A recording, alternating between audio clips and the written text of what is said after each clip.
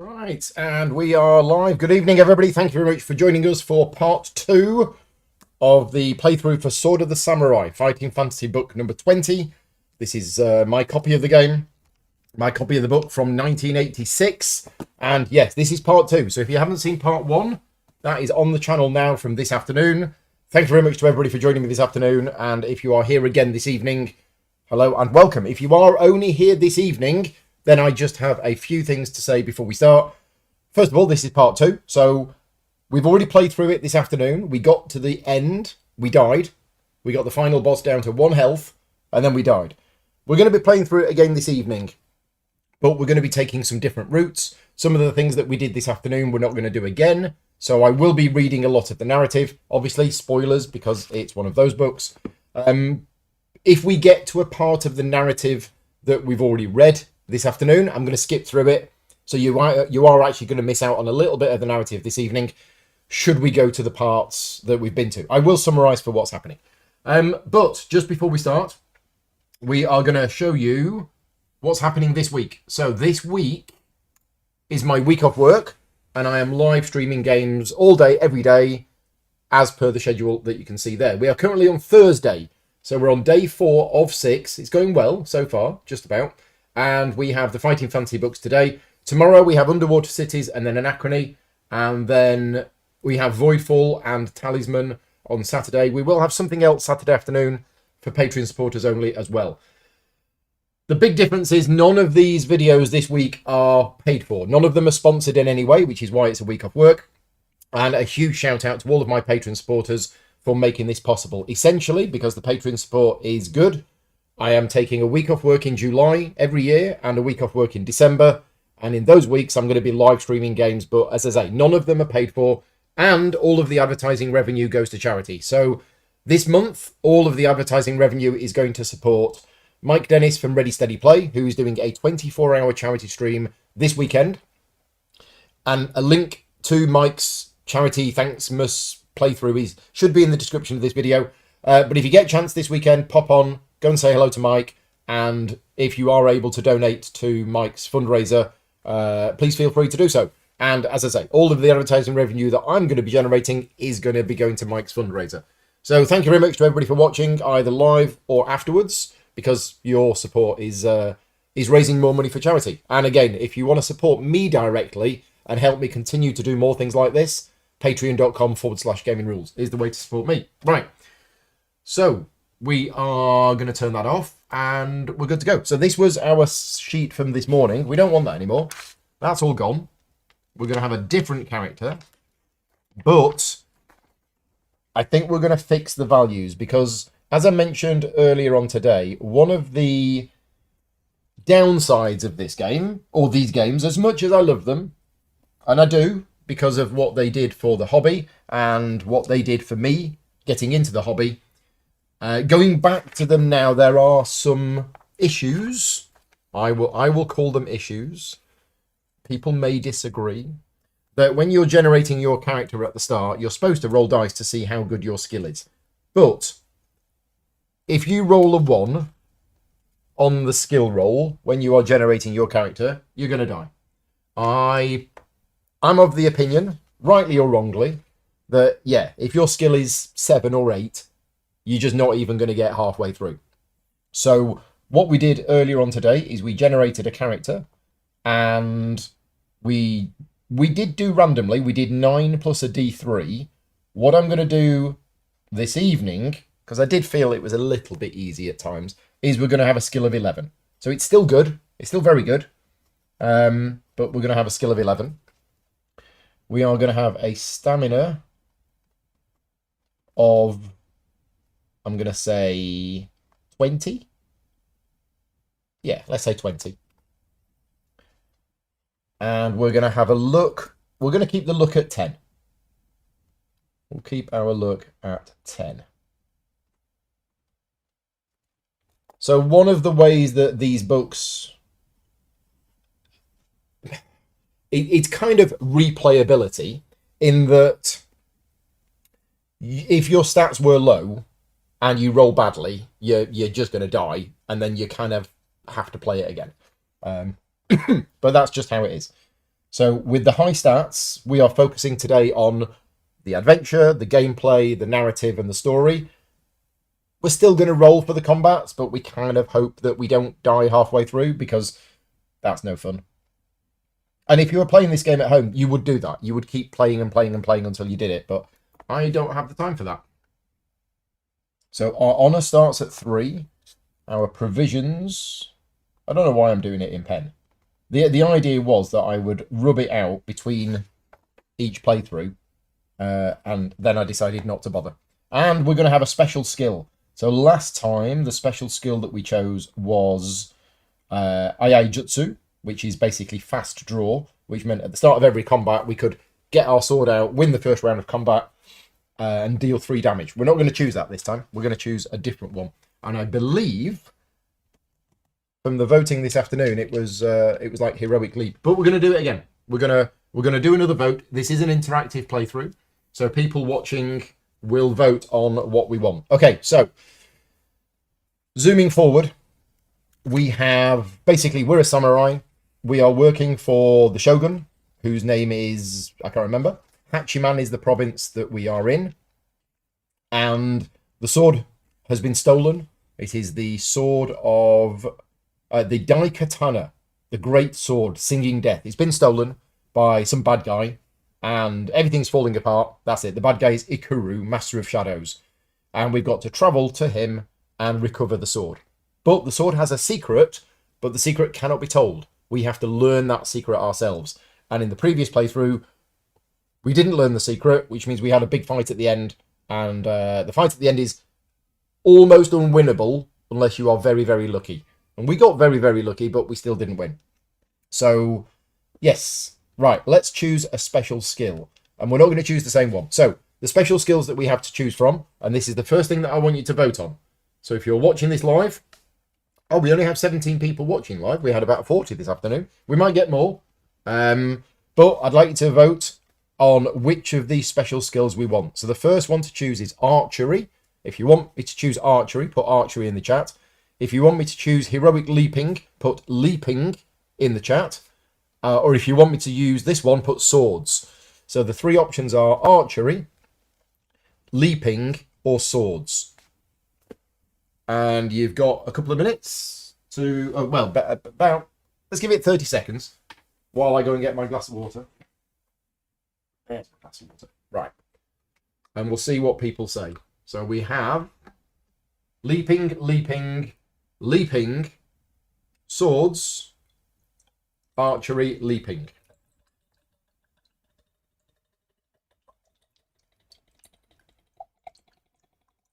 Don't know if you can hear that. I think you can hear that. Like I'm decanting some kind of vodka. But no, it is water. How is leaping going to help? Well, who knows? Who knows how it's going to help? So, what have we got? I think we have more votes for leaping. Leaping, leaping, leaping, leaping. We've got a couple of votes for archery. 3 votes for archery. Leap over the final boss. That'd be great if we could. Yeah, I think we've got just a few more votes for leaping than archery. And only 1 vote for sword. So, yeah, we'll go with leaping. So we've got heroic leaping, which is our skill. I'm just going to put leaping.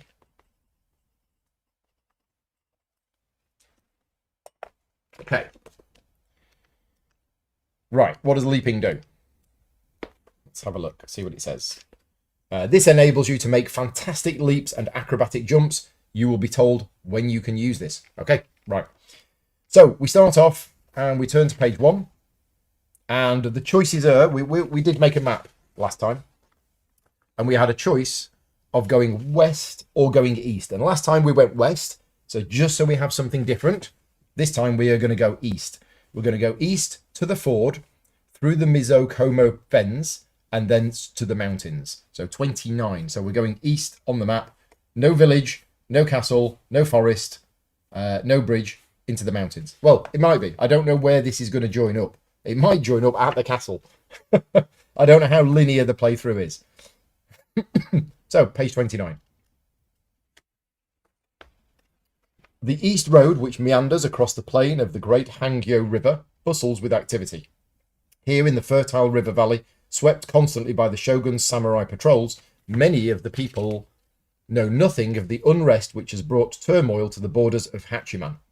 The rice wagons and the impromptu caravans of tinkers and peddlers which pass along the road plying their wares from fief to fief, fief or fief, fief to fief, are no different from those which rolled along the road of the east wind 200 years ago. They, being of lower caste than the samurai and shogun's champion, are careful that the wheels of their carts do not splash your splendid armour, and all bow as you pass. The journey into the uplands is peaceful enough, but as the last bend of the river, twinkling like a band of mercury in the late afternoon sun, falls out of sight, so the attitude of the peasants you meet changes. Turn to 43. The deference normally accorded to one of your standing in society is sadly missing in the behaviour of the first uplanders that you meet. They are charcoal burners, grimed grey with the soot of their trade. One of them, younger than the others, recognises the standard that flaps in the wind behind your back and scorns you. Look, friends, it's the rightful champion of the wrongful king. Where is your master's sword? Where is your master without the sword? Hasekawa, bless his shaven pate, is no shogun. You have no master. You are ronin. Ronin are samurai who have no lord and have lost their status. The peasant is insulting you. And the shogun. The other charcoal burners shout at the youngster to be quiet. So we have a choice. Answers in the chat. We can punish the youth or walk on. First option is punish. Second option is walk on. Let me know which one of those you want me to do. The more votes we get, the better. If you are watching and you're not voting, well, please vote. You'll need to be logged into YouTube for the chat to work. Walk on, walk on, walk on and walk on. Walk on.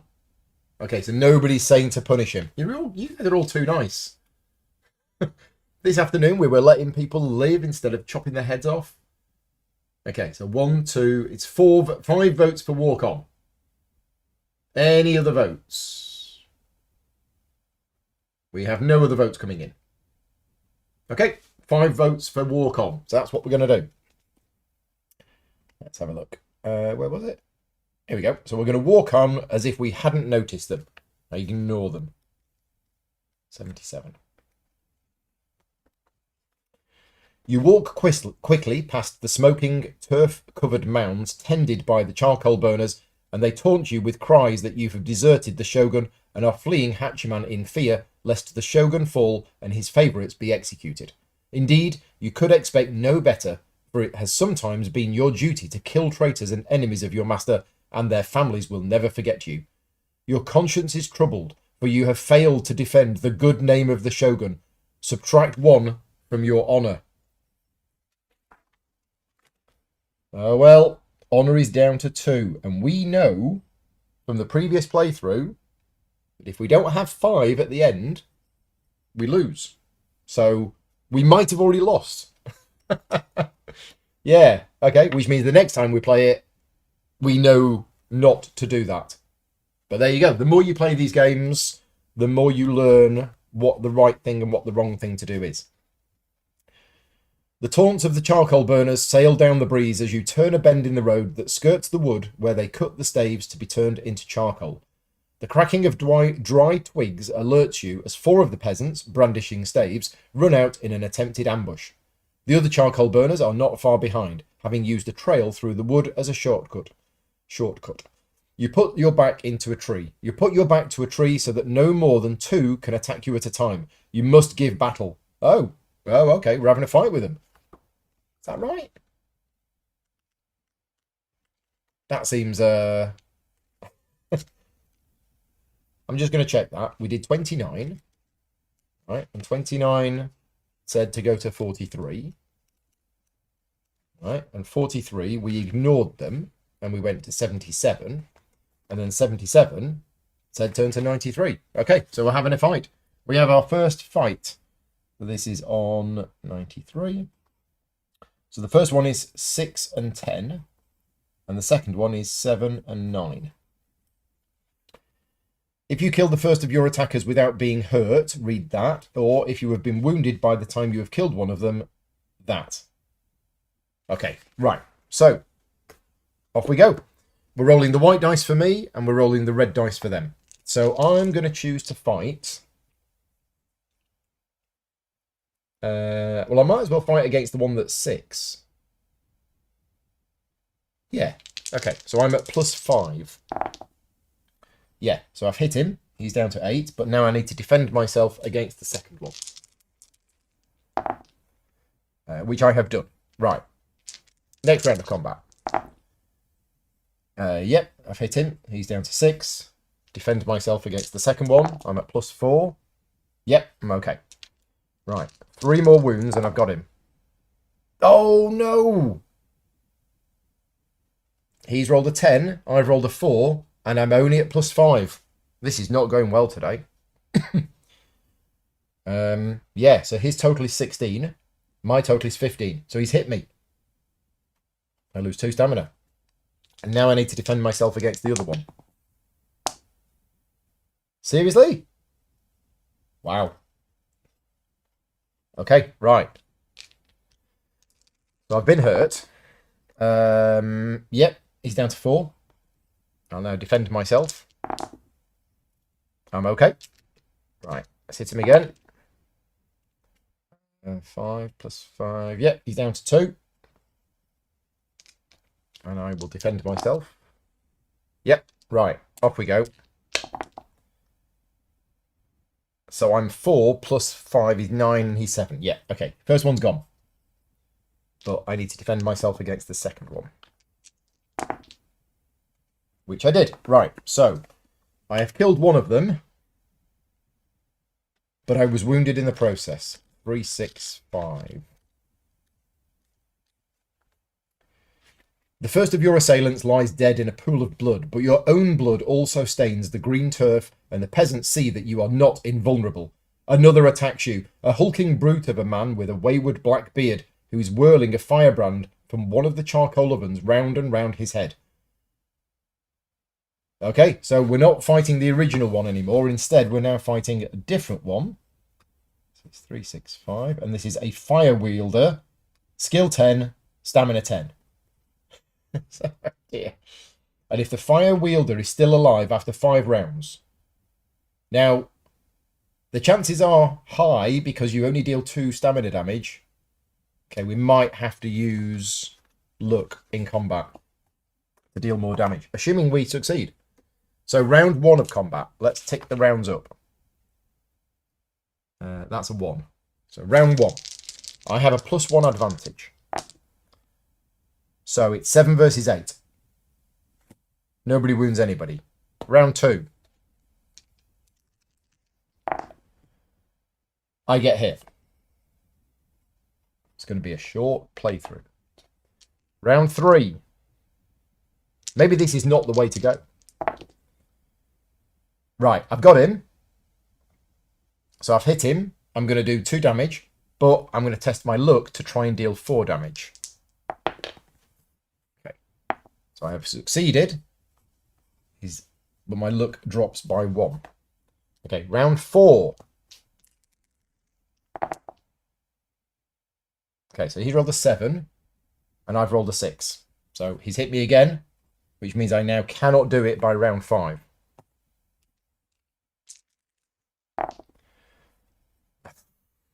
Yeah, wow. Okay, at what point do we start again? If the fire wielder is still alive after 5 rounds of combat, turn to 377. The battle rages on as the other charcoal burners prepare to rain a hail of flaming torches at your head. Test your luck. So our luck is currently 9. Seriously? This is getting laughable. Our luck goes down to 8. We are unlucky.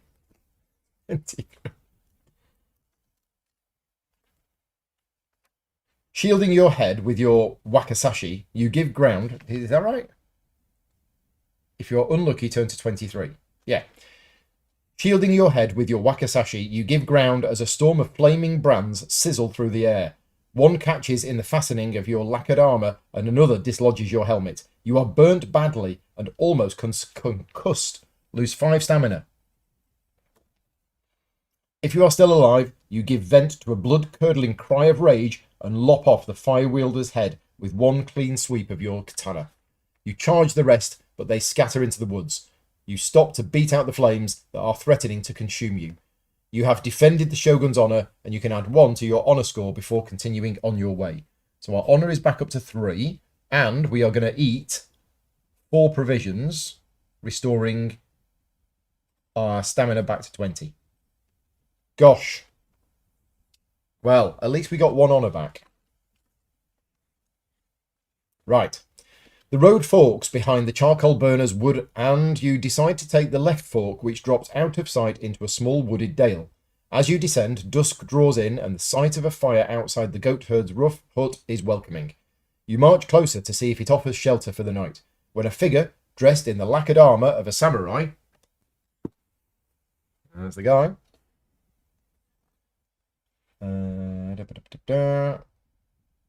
Right, stoops beneath the low doorway and walks to the fire. The flames illuminate his golden armour, and the proud face is unmistakable.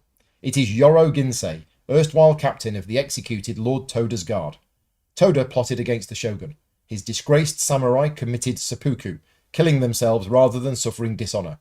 But Ginsei decided to live on as a ronin, a samurai without a lord. His hatred of samurai is well known. Turn to 209. The Ronin catches sight of you against the skyline and, hand on the hilt of his katana, he swaggers towards you. He is a traitor and an enemy of your lord, but a peerless swordsman.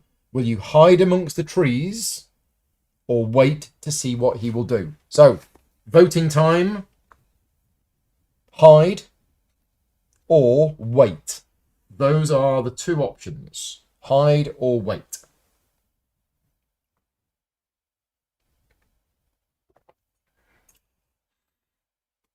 Yeah, dice jail. We need more dice.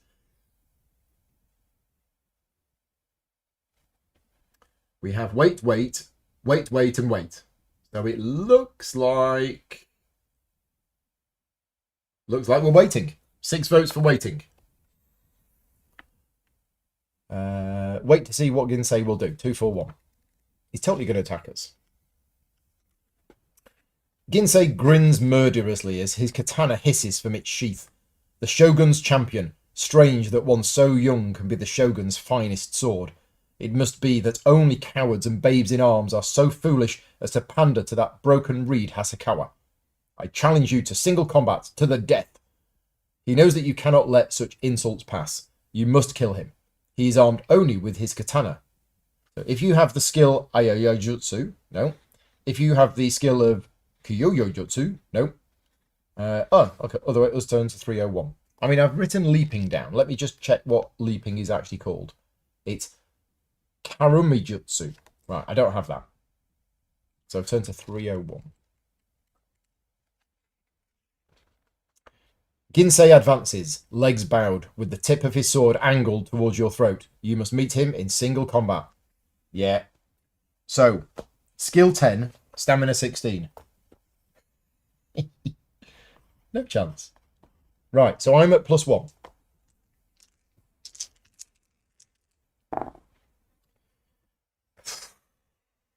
Okay, down to 18.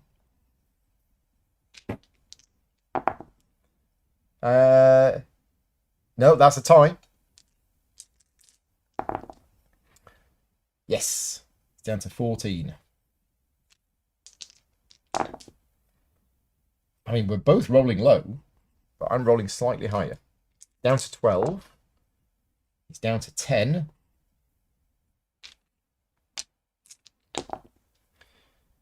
So what have I got? I got 7. He's got 8. Ah, you hit me. Oh, look at that. I rolled an 11. He rolled a 2. He's down to 8 health. Yeah, only just. He's down to 6. Nope, he's hit me. I'm on 14. What's that? 9, 9, but I get +1, so he's down to 4.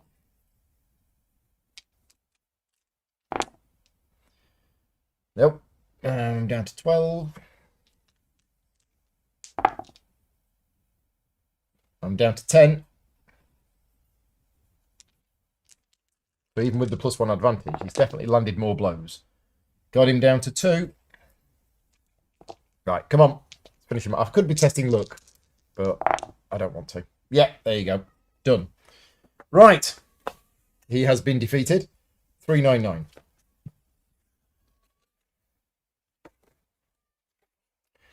Ginsei lies dead at your feet, his lacquered blue armour rent and stained purple. He will never dishonour the name of the Shogun again. Smoke still rises from the hovel in which he had been hiding out. Will you investigate the hut or find a dry spot to sleep in the woods? So the two options are investigate, if you want me to go into the hut, or sleep, if you want me to go to and find a dry spot in the woods. Investigate or sleep. Those are your two choices.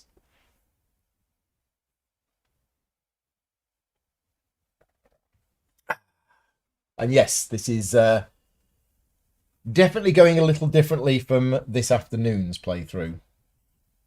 I'm going to eat some provisions while we're waiting.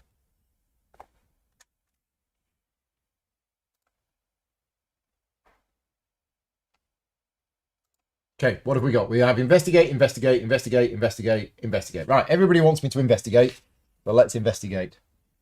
The house blows up and you die. 383. Inside the hovel, it is surprisingly clean, though Spartan. 2 silk screens hang on the wall, one of Lord Toda and another showing a small village and a grand house which probably once belonged to Ginsei when he was Toda's captain. It shows 2 young children strongly resembling Ginsei playing below the veranda. Running your fingers over the screen to test the quality of the silk, you are surprised to find a ridge in the wooden wall behind it. It proves to be a secret cupboard inside which is a black chest inlaid with the letters of red gold which read, "Beware the breath of the dragon." Will you open the chest or take the silk screens and leave? So we have a vote again. Chest, if you want me to open the chest, or silk, if you want me to take the silk.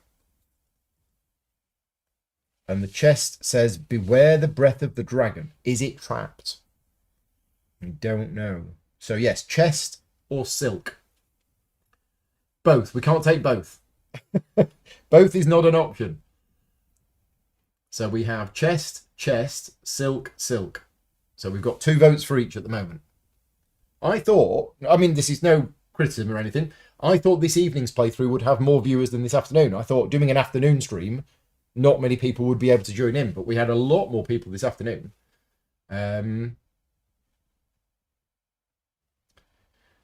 So what have we got? We've got silk, chest, chest, silk, silk, chest. What's that? Oh, the word chest is getting blocked. Is it? Oh, that's a shame. I mean, I'm seeing some of them. Yeah, that's a shame that the word chest is getting blocked by YouTube. I wonder if I can see that on my screen here. Ah, right. Vicky's approving them. Okay. That's a bit weird. Okay, so how many have we got? So we have 1, 2, 3, 4, 5. 5 for chest. Did I cross out luck rather than provisions? I did.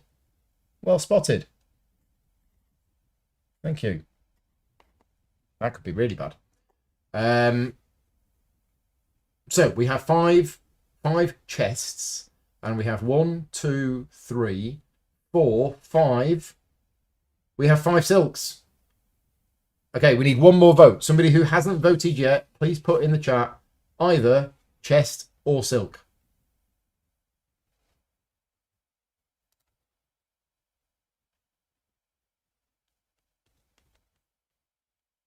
One more vote. That's all we need. My cat wants to vote for silk. Okay, we're going for silk then. So Kit Kat is voting for silk. So we're not going to open the chest. We're going to take the silk screens and leave. Totally want to know what's in the chest. Maybe we'll do that next time if we die early. So 343. The flimsy material weighs next to nothing, and you stuff it into your pack before leaving the hut and searching the woods for a dry resting place. So I'm going to write down silk. Turn to 371.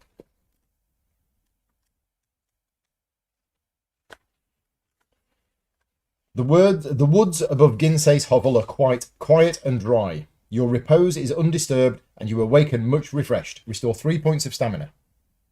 Okay, well, I can only have 2 back.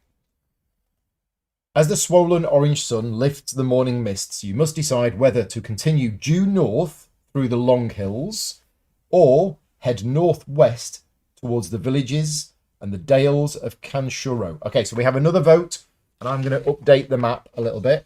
So we can either go north or northwest. Let me know which direction you want me to go in.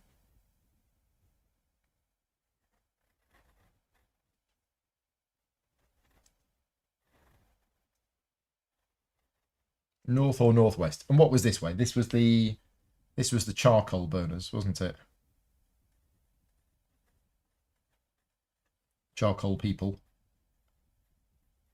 And Ginsey. Okay. So what have we got? Yeah, the chest might help us find out about the sword. I think the chest is probably going to give us maybe some kind of protection from a dragon later on. So we got north, north, northwest, north, north, northwest. My screen is flipped. Is it? Screen shouldn't be flipped. Looking at it here, that's north, that's northwest. Yeah, I don't think my screen's not flipped. I think Vicky was watching it upside down. So I think we're going north. I think we have one more vote for north than we have for northwest. Yeah, I think we're going north. Right, so we are heading north. Due north through the long hills. 237.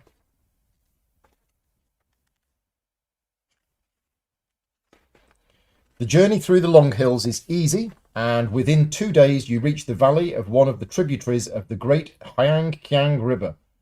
Ah, so there was a river here, wasn't there? Have I got a blue pen? No, but I have a pink pen. So this was a river. So there's obviously some kind of river here as well. And we've now reached Tut River. The air is alive with the twittering of song thrushes as you walk down a rolling green hillside toward the river. There is a road with white-topped milestones at intervals that runs straight towards the river, and you decide to follow it. The road runs down to the river's edge at a ford. You can see, running to the other bank just below the surface, a pier of rock over which the river pours like a weir. Below the weir, the water is white and frothy. Above it, it is still, deep and green. The pier is 10 feet wide and covered in green slime. Will you cross near the frothing white water, or near the green depths upstream, or you can plunge in above the weir and swim? Right, we have 3 options. 3 things to vote on. The first one is to cross near the frothing white water. If you want me to do that, put the word white in the chat. Or near the green depths upstream. If you want me to do that, put green. Or the third option is swim. Plunge in above the weir and swim. So we've got white, green, or swim. Vote now.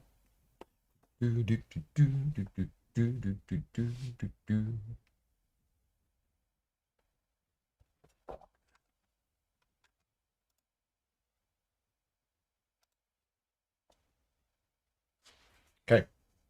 How are the votes coming in? So we have swim. 1, 2, 3, 4, 5 swims. We have 1, 2, three, four greens, and we have one white. So it's not white. How many swims was it? 1, 2, 3, 4. It was 5 swims. So 5 swims wins. 6 swims. We're definitely swimming then. It's a shame we can't heroic leap. So we're plunging in above the weir and swimming. 193. Get eaten by a crocodile, you're dead.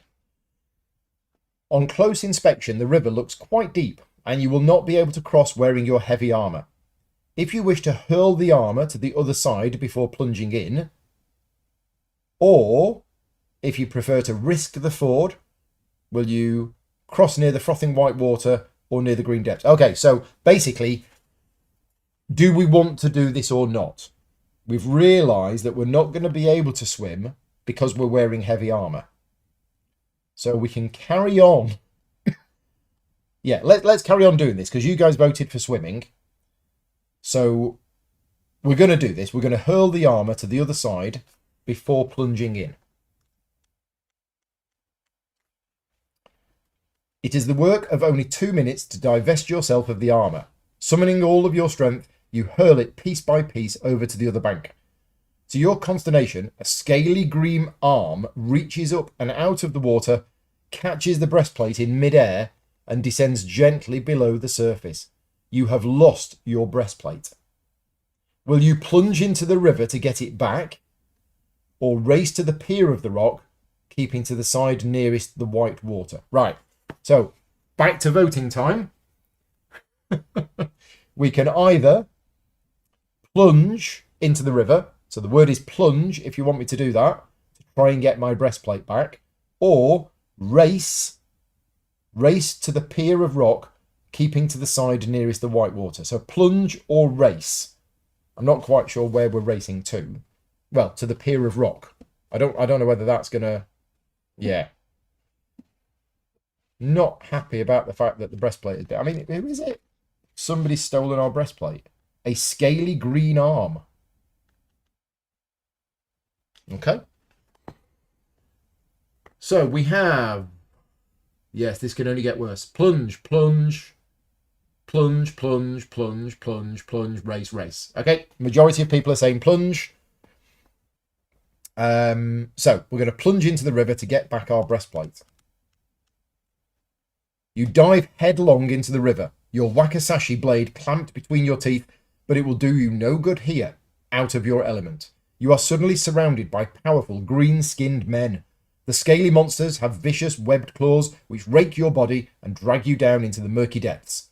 There is nothing you can do. You have fallen into the arms of the Kappa, from which there is no escape.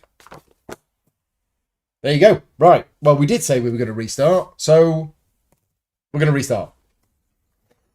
Because I'm not stopping the playthrough there. It's only 7:42. So, yeah, let's restart. That's 2 deaths. We did not get as far this time. And to be honest, this is how I was expecting it to go. I was really expecting this afternoon's playthrough to be full of, you know, you keep dying, you keep dying, you keep dying. But actually, this afternoon, we didn't. Well, we did. We cheated once. Yeah, I was near the end and I followed a woman into the woods. And, yeah, that was bad. Are we going to stick with leaping? Let's stick with leaping because we didn't actually get to use it. So provisions 10, honor 3. And again, this is going to be quicker and we're going to do different things. I am deliberately going to do opposite things that we did from before. So we start off. We did number 1. We go east through the fens. We meet the charcoal people. Yeah, Mr. Charcoal Man. And we go to 43. And we punish the youth. So that's what we're going to do this time. We're going to punish the youth. The charcoal burners number about 10. And they are clustered within a circle of low smoking mounds which are covered by newly cut turf. Grey smoke rises from the mounds that conceal the wood which is slowly being turned into charcoal at great heat. Nearby lie several staves ready to be burnt. Will you... Oh, right. So it's... Okay. So I thought we were punishing him. What did I miss? There's nothing in there about punishing them. So let's just go back. 1, 29, 29, 43. 43. Will you punish the youth? Turn to 59. Yeah, 59. There's nothing in here about punishing the youth. Right. So we have a choice again. It says, will you order them to abase themselves at your feet? Okay, this is punishing. Send an arrow winging its way towards the youth, but only if you've got the skill Kyujutsu. Draw your swords, or if you have the skill of Karamijutsu, leap heroically among them. Well, we're going to do that. We're absolutely going to do that. 147, because we've got that skill, so we're gonna heroically leap. 147. Taking one springy step as if sauntering nonchalantly towards the peasants, your muscles suddenly tauten, and propel you forward in a leap which has them gawping in astonishment. The bravest of them had been reaching for staves piled nearby, but your sword blade pierces the turf before the stack, and the charcoal burners cower in fear. The eldest of them, a crook-legged fellow, creaks painfully to his arthritic knees and humbly begs your pardon for the insulting behaviour of his son. He offers to show you a safe village nearby in which you may pass the night. Looking up to see your stern expression, he begs you to take his son as a slave, that you may teach him humility. But he beseeches you not to kill him. Okay, so we have a choice. We can either make them swear an oath of allegiance before going on. If you want me to do that, put the word oath. Or command the old man and his son to show you the sanctuary of the village. If you want me to do that, put the word village. So the two options are oath, for making them swear an oath of allegiance, or village, if you want me to command the old man and his son to show me the sanctuary of the village. That's already a better outcome than before. Yeah, because we got attacked before, and we ended up with on fire and stuff. So don't go swimming. No, don't try and get your breastplate back if we do that again. I suspect we shouldn't do that next time. We'll do something different. So we have oath, oath, oath, oath, village, village, village. Sanctuary, I assume, is village. Okay, so we got 4 votes for each. We have 27 people watching. We don't have everybody voting. So if you are watching and you're not voting, please join in on the voting, because the more we get, the better it is. We have oath. Brian has broken the tie. So we're going with oath. Going once. Going twice. 3 times. We're going oath. So we're going to make them swear an oath. 163. They repeat the oath of allegiance, and you inform them that it is the shogun's wish that clemency be shown to his subjects and that you will spare their lives. Increase your honour by 1. Huzzah! Will you command the old man to show you the sanctuary of the village, or journey on alone? Okay, well, I think we command the old man to show me the sanctuary of the village. Yeah. Okay, so we'll do that. Tell me, old man. Okay. Ordering the old man to show you the way alone. Oh, no, hang on a minute.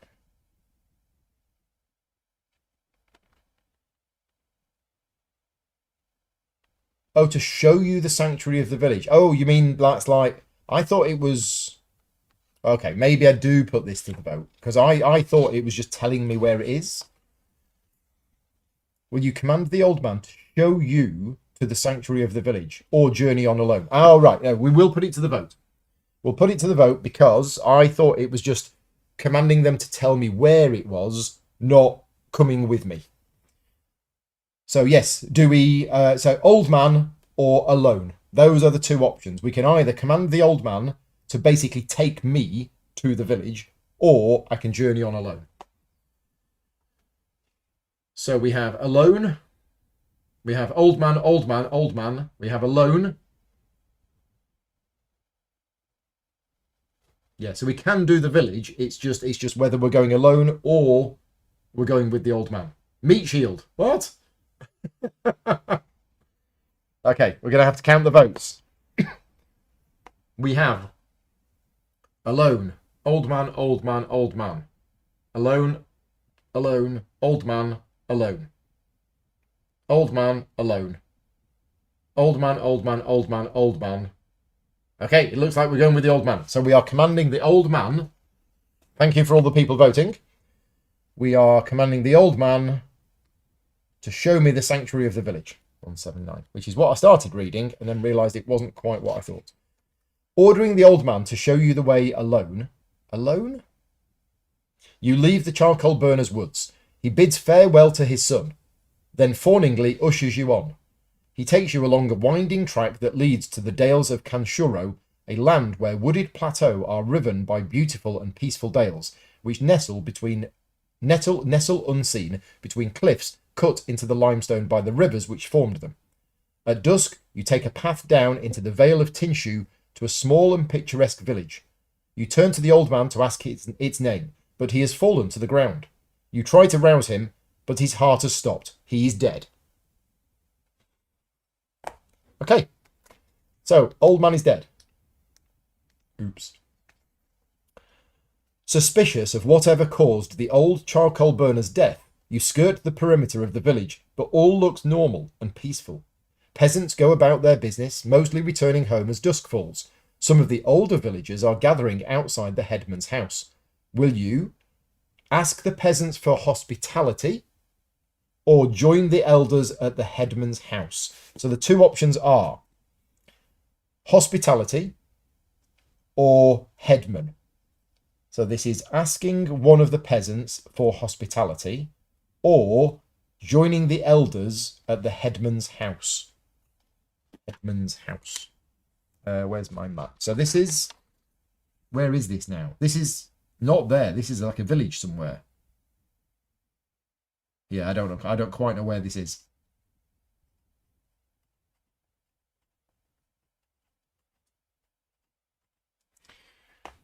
Right, what have we got? So, headman, headman, headman, headman, headman, headman, neither. Neither's not an option. We're limited by the choices in the book. Headman. Okay, so we are not asking the peasant for hospitality. We are joining the elders at the headman's house. I mean, we are a samurai after all. A circle of 10 of the most venerable-looking peasants surround the well outside the headman's house. They part deferentially to allow you within their circle, and the headman, who carries a ribbon of office and the headman's medal, invites you to stay with them until their business is finished. Then, surprisingly, they ignore you and go on talking about village matters. Indeed, strangely enough, they seem to be deciding whether or not to stop planting crops altogether. The western sky is a blaze of sunset red. So, two options again. We can leave the village and walk off into the sunset, or wait for them to finish. So the two options are leave or wait.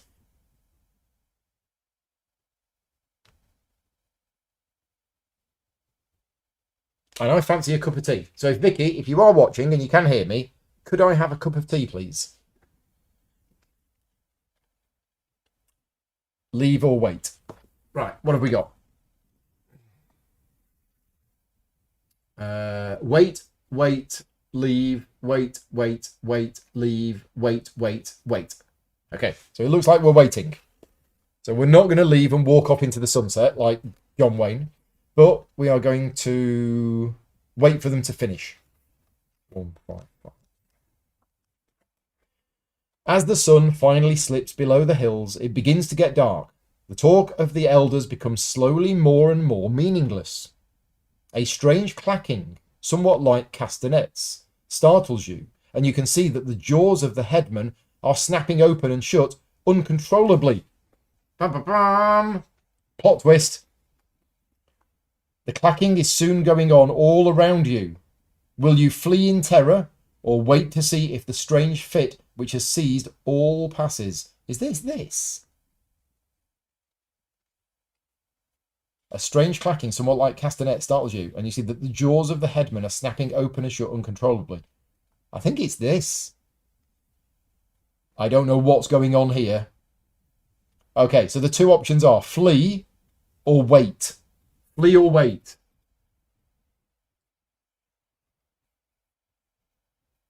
I mean, it can't be good. Surely it can't be good. They're all wearing these amulets as well. And I don't know what this is. It's like a well? Maybe it's a well. So we're fleeing in terror or waiting to see if the strange fit which has seized them all passes. It's not going to pass, is it? What is my stamina? My stamina is 20. I've not had any fights whatsoever. Yeah. Okay, so what have we got? We have wait, flee, wait, flee, wait, flee, wait, flee, flee, flee, wait. So I think we're fleeing. I think there's one extra vote for fleeing. Yeah. Okay, so we're gonna run away bravely. Bravely run away. So we're gonna flee in terror. Not sure about. Oh, Lena voted twice. Ah, you did. Okay. So it's still open. We are currently tied. So anybody who didn't vote, flee or wait, vote now.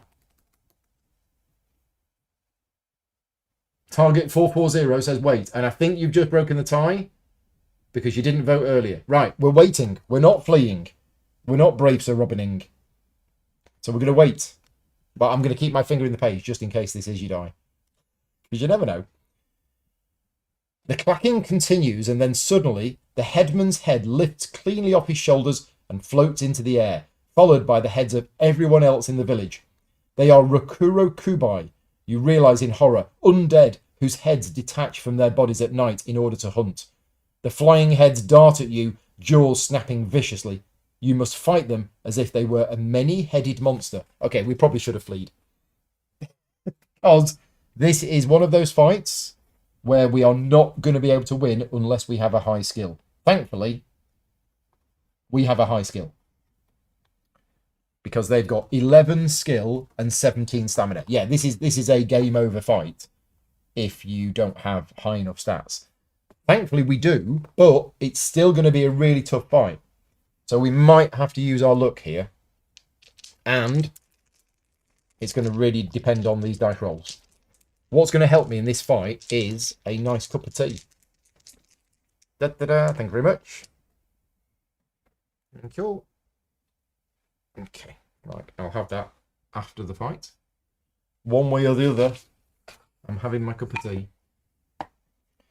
Okay, so I've got 11 skill, they've got 11 skill. It is straight dice rolls.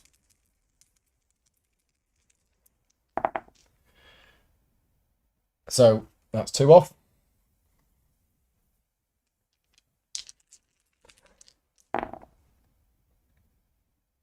It's another 2 off.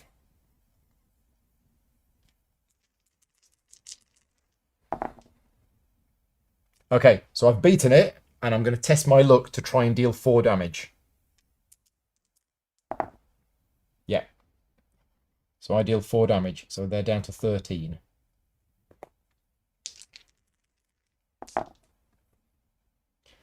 Down to 11. I'm going to leave it at that for now. I don't want to use too much of my luck. Yeah, down to 9.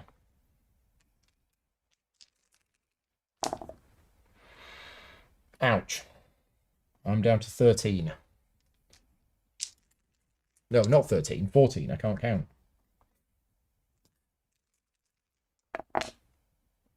Oh, whoa! I rolled a 10. They rolled an 11. Down to 12. Dice, eh? Who'd have them? There you go. It's down to 7.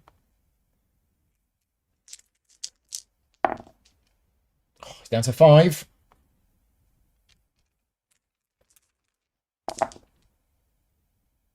Down to 3. Come on. Momentum is a thing.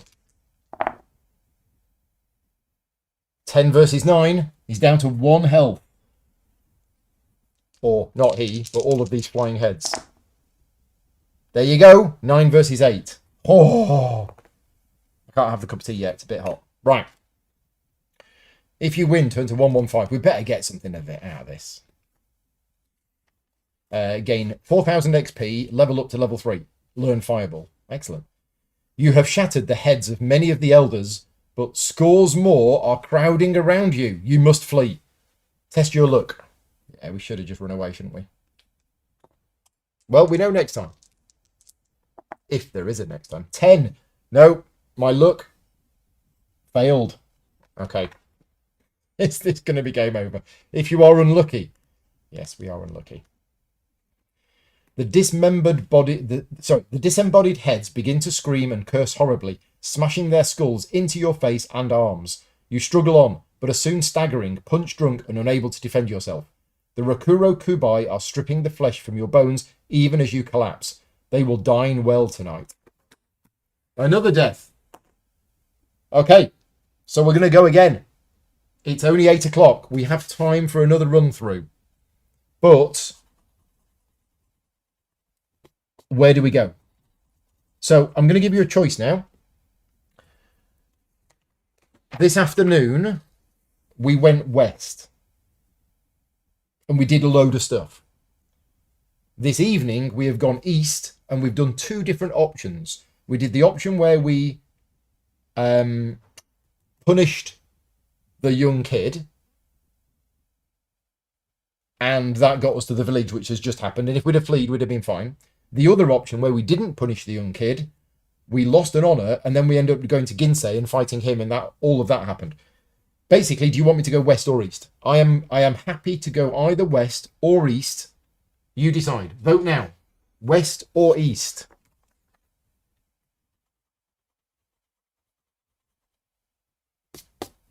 And are we going to keep leaping? I'm not sure about keeping leaping.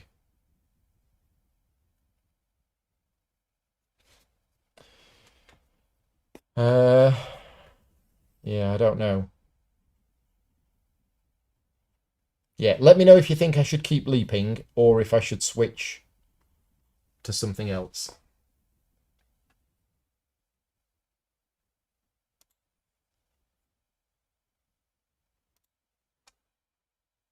So, let's have a look at the chat. We have west, east. West, east. East, east, east. East, I want the silk. West, east. Archery, archery. East. Leap if we go east. Archery if we go west. I think we're going east. It looks like most people want us to go east. And change to archery. I mean, we've not seen a way of needing the archery. Yeah, leaping was useful. There is another option for punishing with archery too. There was. Okay, let's do that then. Let's do that. Well remembered. So we're going to go east and we're going to punish with archery and see what happens. It might be terrible. It might be shooting the guy in the head. Right, so again, we'll do this quickly. We start at 1, we go to 29. 29 takes us to 43. 43, we choose to punish, takes us to 59. 59, we if we have the skill of Kaijutsu, which we do, we're going to send an arrow winging its way towards the youth. Okay, so this is a new thing. We haven't done this yet. 123. In the time it takes a woodpecker to tap the bole of a tree twice, you have sent an arrow winging its way towards the youth. He has no time to dodge. Roll 2 dice. If you roll... I didn't want to shoot him in the head. I mean, only just... Oh, no. Yes, if the roll is less than your skill... Oh, no. Oops. I've rolled an 11. If you roll equal to or greater than your skill... Oops. Oops, have we just killed him? We might need another restart. Your arrow misses, but the charcoal burners have taken the hint. They melt away in the woods from which they cut the materials for their trade. Only the oldest of them stays behind with his son, saying that he will show you a safe place to spend the night, so that it may not be said that his family have dishonoured a samurai. 179. Okay, so we didn't get the honour.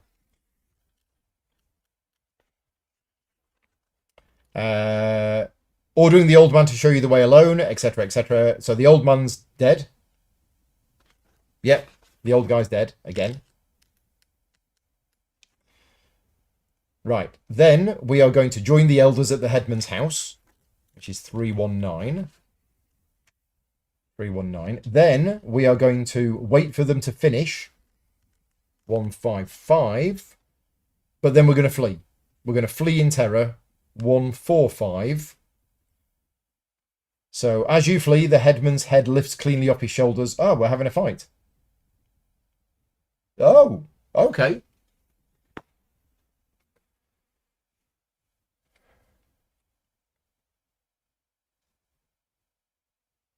Yeah, you don't get to choose to go on alone or not. Nope, that choice wasn't there. Okay, so we went to the elder's house and we sat there and listened to them.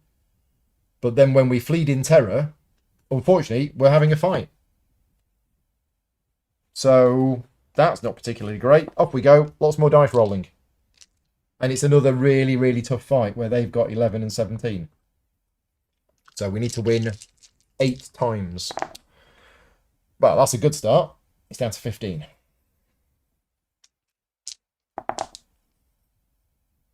8 versus 7. It's down to 13. Yeah. 11.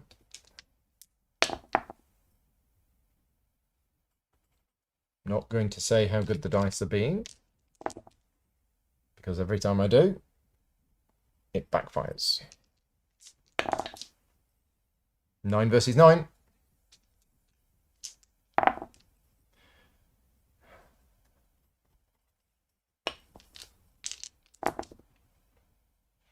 What's that? 8 versus 9? Oh, no.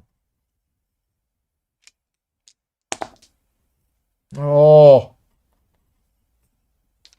Going to be a quick playthrough. Got him. He's down to 8. 7. See, as long as we don't die, we can just eat our provisions and heal up.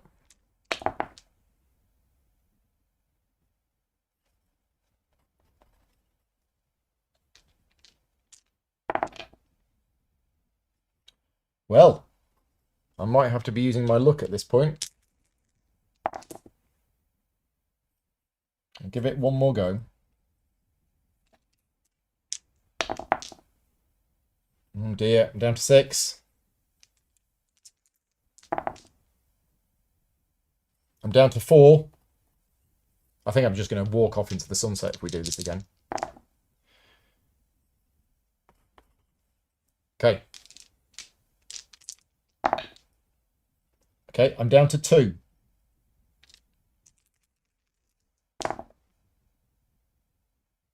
So that's me dead unless I use my luck.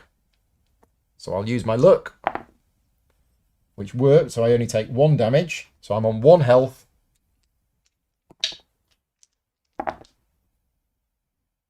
Wow, I got 11 versus 10. He's down to 1. I've got to win the next one. Which I did. Right, and then I eat 4 provisions, putting me back up to 17. Wow, what a tough fight. Yeah, don't go into the village. I know that now. So if we win, go to 85. Hopefully we'll get away this time. You have shattered the heads of many of the elders. No, we still have to test our luck. Wow, okay, so don't go into the village. Village bad. 9. I think if you roll equal to or less, I think you're okay. Yeah, okay, we're just about okay. Gosh, maybe we should have gone west. So if we're lucky, turn to 45. 45. You manage to keep going towards the edge of the village and are confronted by the flimsy wall of one of the small houses. Putting your head down, you burst through the wall and out through the other side, gaining time on the heads as they sail over the roof. Only a few heads await you at the village's edge. at the village's edge. You must give battle again. This time, though, it's only 8. So 8 skill and 8 stamina.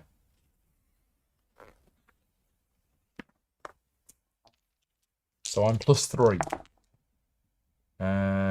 So that's a tie. That is a success. So that's 1. I need 4. No, that's a tie. That's a tie. That's a success. So that's 1 success. I need 4. 2. Just. 3.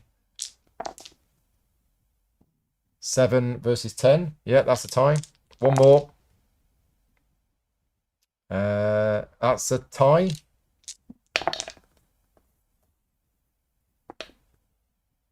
And that's a win. Right, okay. If you win, turn to 9. I don't know about you, but I'm exhausted. Right. Flailing wildly, you fight your way to the village's edge and then run into the darkness. The Rakuru Kubai that remain intact after the savage beating inflicted on them decide to let you go. You have survived the village of the undead. Add 1 to your luck. Yay! Okay, right.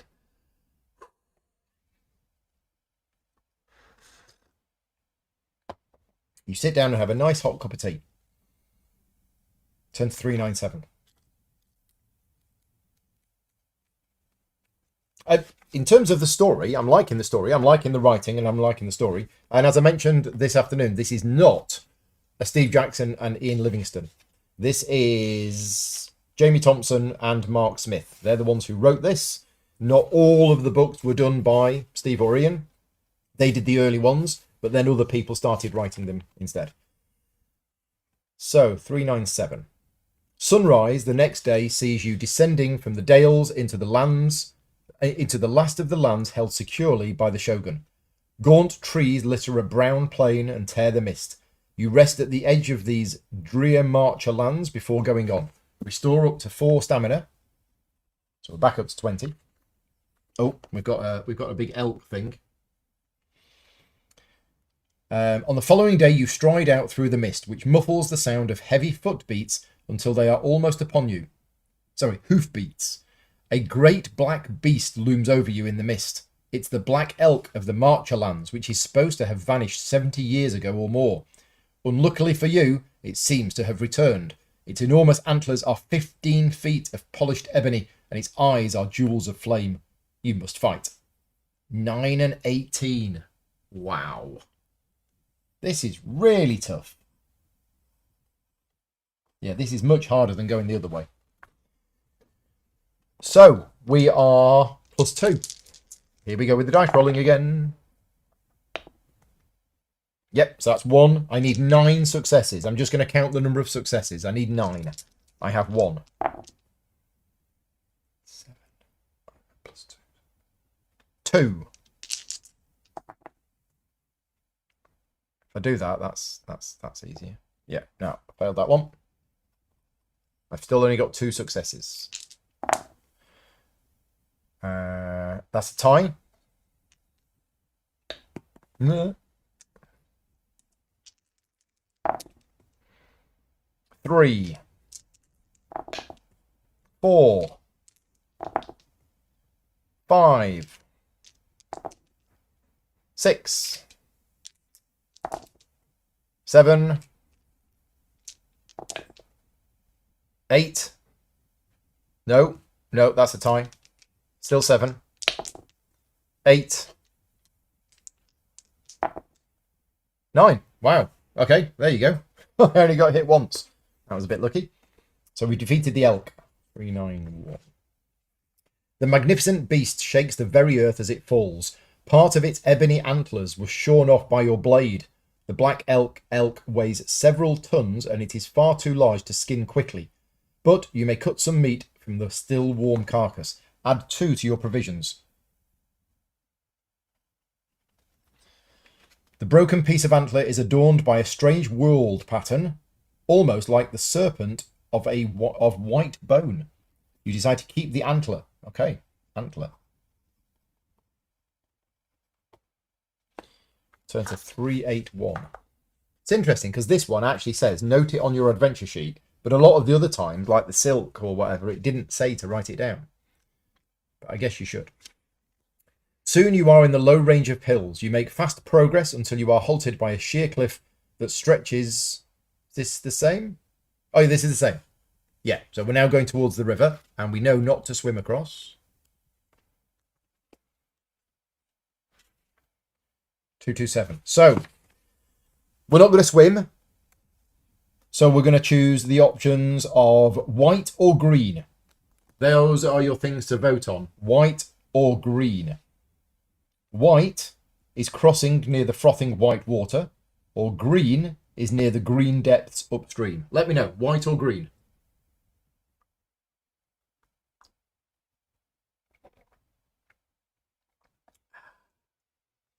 Can you still buy these style of books? Well, yes. So first of all, you can look on eBay for a lot of these old books or various other sites. But Steve Jackson Games, the American Steve Jackson, they have recently started republishing the original books. I think they've done the first 12 maybe. So yes, you can still buy them, but there are others available. There are many other types of these game books around, not just Fighting Fantasy. Fighting Fantasy were the original ones, but there's many other types of these around. And I dare say some of them are a lot better. These older ones, they are a bit old school with the lots and lots of dice rolling, lots of dead ends or, you know, places that just lead to death. So, yeah, we can start a message on, we can start a conversation on Slack if you want to get some extra advice. I bought one a couple of years ago based on what people told me was really good, and I've not had a chance to look at it yet, but apparently it's really good. So, what have we got? White or green? We have green, green, green, green, white, green, white, green, white, green. Avoid the water. We can't avoid the water. Green. Yep. Looks like it's green. Yeah. Crooked Vulture. Yes, I agree. When I looked up information about this book online, it says one of the things that's good about this book is it does manage to capture the feudal Japanese history and myth and things like that. It's all pretty accurate, which is good. So what was it? Green? I think it was green. So we're going to go near the green depths upstream. 201. Choosing the side of the ford near the green depths, you cautiously feel your way towards the far bank across the pier of rock, which is only inches below the surface of the river. The green slime which covers the rock is treacherous underfoot. Suddenly, two figures rise majestically out of the depths. They have scaly green skins and curious flat-topped heads. They move as if balancing something invisible on top of their heads, but they also have dangerous-looking webbed claws, and they are surging towards the ford. So, we can lunge our sword at the nearest one. If you want me to do that, put the word lunge. Or we can try to make a dash for the far bank. If you want me to do that, put the word dash. So we're voting on. It's either lunge or dash. Lunge or dash. Lunge or dash. Vote now. While I have a cup of tea.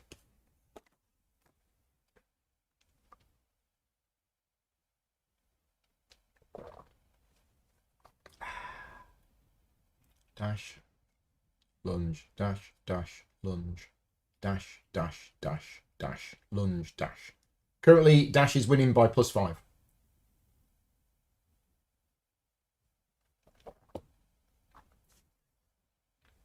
Okay, dashing it is. We're not going to lunge with our sword. Dashing for the far bank. You slip, fall and break your neck. Start again. As soon as you increase your pace, your feet slip out from under you on the treacherous green slime. Test your luck. But add 1 to the roll because you are crossing the ford heedless of the danger. Fool of a tuck. 5 + 1 is 6. We're okay. We were lucky. 283. Your feet slide across the slime and you are on the brink of disaster when one of your feet catches against the shell of a giant water snail and you regain your balance so that you can teeter to the far bank, just as another of the scaly green monsters rises from the depths. Does that mean we got away? You take up a defensive position near the far bank of the river as several more of the scaly green monsters rise dripping from the depths and converge on you. If you have the skill of Kurumi Jutsu, we do. No, we don't. We switch to archery. So we can't leap over their heads. Okay, so we have two options. You're not going to like this. One of the options is to stand and fight, and the other option is to surrender. So do we fight or do we surrender? I mean, it's giving us the option, fight or surrender.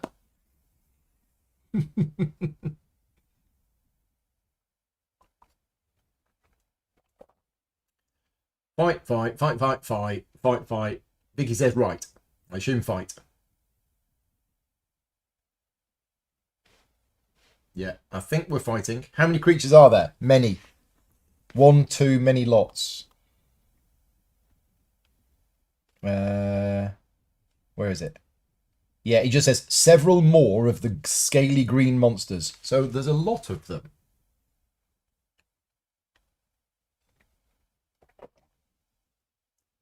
So I think we're fighting. Although there's a few people now saying surrender. Fight, fight, fight, fight, fight, fight. Stephen says brave, brave Sir Robin. So I assume that's surrender. Fight, surrender, surrender, surrender. Banzai! I think we're fighting. How many times are we going to die tonight? Right, we're going to fight them.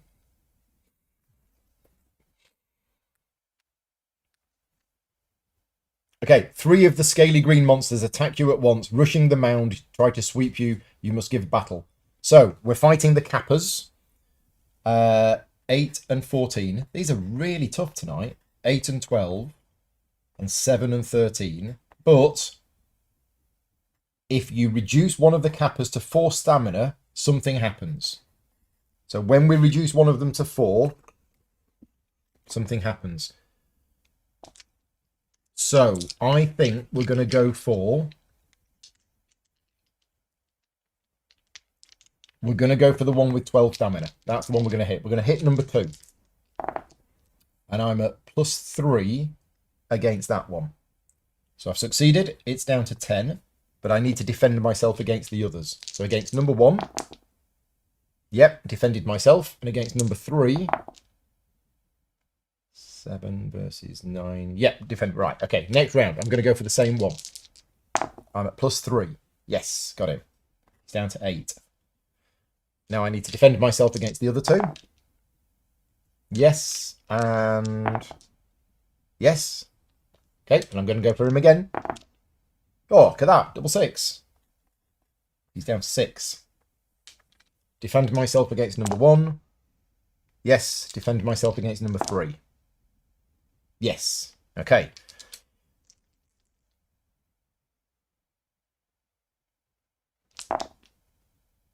Got him. He's down to 4. Just need to defend myself against the other 2. So against number 1, I'm at +3. So that's a tie. And against number 3... Yeah. Okay, right. So we've got one of them down to 4 stamina.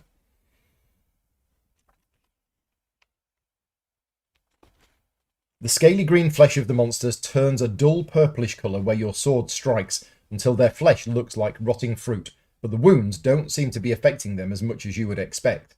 Other green figures lumber out of the water to take the place of those you have been fighting, and you will soon be surrounded. You may not be able to defeat these creatures through swordsmanship alone. Turn to 41. If you have the skill of Kurumi Jutsu, nope. Otherwise, you find yourself forced onto the defensive by their powerful attacks. Your sword flashes through the air as if a magical barrier of blades surrounded you. But your foes press in on all sides. At last, one gets through your guard and rakes you with its claws. Lose 2 stamina. If you're still alive, I am. Turn to 129. Who'd have thought rivers would be so dangerous? Desperate measures are called for if you are to avoid death at the hands of the scaly green monsters. Will you try a trick suggested by the element brimstone? What? Okay. Has the thought of their strange flat-topped heads enter your mind? Or will you perhaps pretend to be about to cast a spell? Okay, so we have three options. The first one is brimstone, which is trying a trick suggested by the element brimstone. I have no idea what that could be, but the first option is brimstone. The second one is flat head. Has the thought of their strange flat-topped heads entered your mind? So flat head. And the third one is spell. Pretend to be about to cast a spell. Let me know which one of those you want me to do.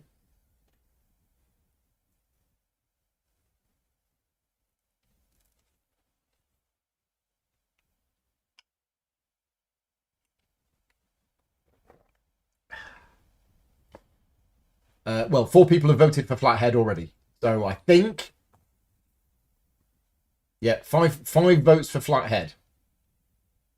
Okay, so we're going to go with Flathead. I'll give it another 10 seconds.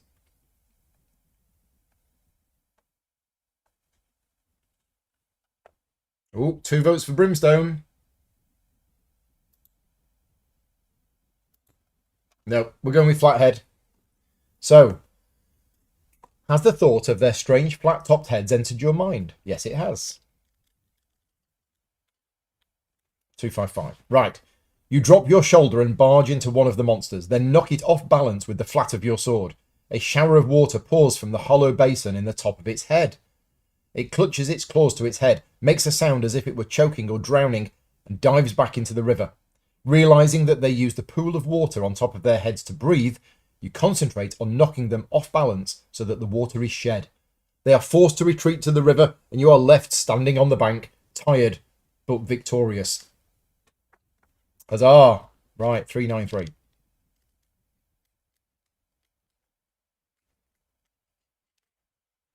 The Kappa, for that is what the scaly green monsters are, glare balefully at you, their yellow eyes just below the surface. Legends tell that they are wily and capable of speaking in the human tongue. Will you leave immediately while it is possible, or try to talk to them? So options again, more voting. Leave or talk. They might know some secrets.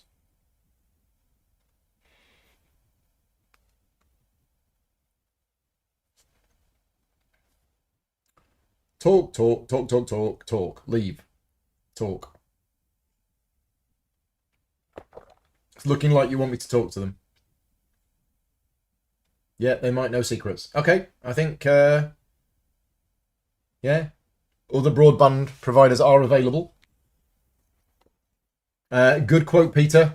I was a huge fan of Talk Talk, the band. I've got all their albums somewhere on CD. Right, so we're going to talk to them. 325. Before you can say a word, one of the Kappas throws a trident from beneath the waters. Oh dear. Testing luck. Yay! We were lucky.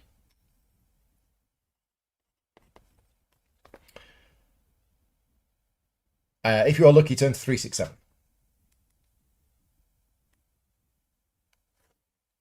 The trident catches a low branch and you are able to catch it and use it to threaten the Kappa. They shrink back until their yellow eyes are mere glints in the green depths. If you decide to leave now, turn to 335, or are you determined to speak to them? Okay, so another chance. Leave or speak. I mean, we did give them, we tried to speak to them, but it's kind of, it's interesting because there is a meta game going on here within the book, trying to get into the minds of the designers. They're giving you another option to speak to them. Does that mean they are trying to see if we're stupid and doing the same thing again that already did a bad thing? Or if it's encouraging you to, look, you really need to go for this and we're trying to dissuade you. So leave or speak.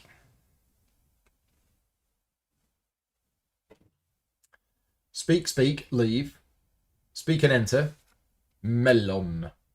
We've got speak, speak, leave, speak, leave, speak, leave, speak, leave, speak.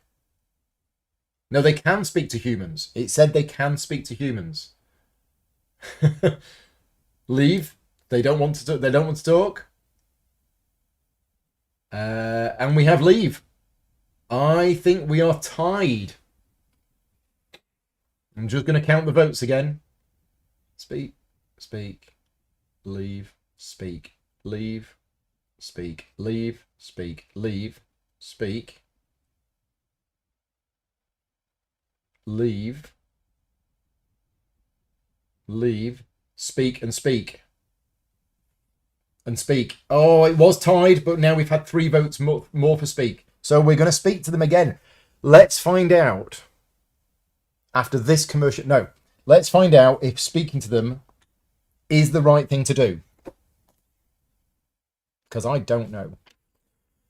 You decide to threaten that you will bring an army of samurai to kill the Kappa unless they can help in your quest. The yellow eyes bob up and down in the gloom, and then one rises suddenly to the surface and throws a sparkling red gem at your feet. It is our greatest treasure, it hisses. Now leave us. The gem is a ruby shaped like a phoenix. Now, we know that we needed that at the end. It's the Phoenix Ruby. That's how we get it. Right, okay. It was the right choice to speak to them. A rare treasure indeed, taken from a rich merchant who tried to cross the ford a long time ago. Note it on your adventure sheet. The Kappa disappear, and you decide to move on. Right, okay. 3, 3, 5. There is no pursuit as you leave the Kappa's ford, and it is not long before new dangers take your mind off those past. Beyond the valley of the upper Hyangkyang lies a ridge of slate that cuts the skyline like a saw. You are nearing the top of this when the whole shelf of slate upon which you are standing begins to tremble. It feels like an earthquake, as if the whole of Hachiman has turned to jelly. There is a low cave nearby. So, options. Crawl underneath the overhanging rock. Crawl is the keyword. Or we can instead lie prone where you are. Prone. So the 2 options are crawl or prone. So it's an earthquake.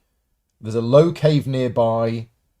We can crawl underneath the overhanging rock or lie prone where we are. So, what do you want me to do? Crawl or prone?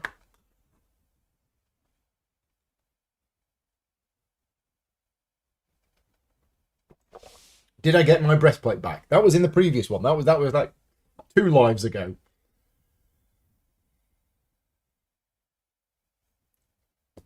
Yeah, this is the 3rd run tonight, I think. This is the 3rd one. So we have crawl, crawl, prone, prone, prone, prone, prone, prone, prone. Okay, so it looks like we're lying prone. Has everybody been on earthquake training courses? What to do in case of an earthquake? So we're lying prone. Okay. 103. Maybe this book teaches you life lessons. All go still for a moment as you lie prone on the ledge. Then there is a dull rumbling from the earth and the ground starts to shake once more. The tremor is strong and there is a great cracking noise in the wall of slate. The ceiling of the cave crashes down with an enormous report and slivers of grey rock fly everywhere. If you had taken refuge in the cave mouth, you would have been flattened. Good one, chap. Turn to 273. So yeah, if you're ever caught in feudal Japan hundreds of years ago, and you're a samurai, and you're on a mountain of slate, and there's an earthquake, don't go in the cave. There you go, life lessons. The ledge is now cracked and has subsided in parts, making the going difficult. At last, you come to a smooth area where you decide to eat. Oh yeah, eating. Nom nom nom. As you are reaching into your backpack, the ground starts to tremble once more. Right, we have a choice. Do we run into the cave or do we lie prone again? Oh, you've got to give it to these designers. They are messing with your mind. We've just learnt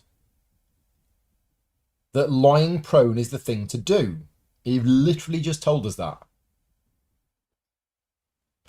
But now, okay, so this is different because this is a smooth area where you decide to eat.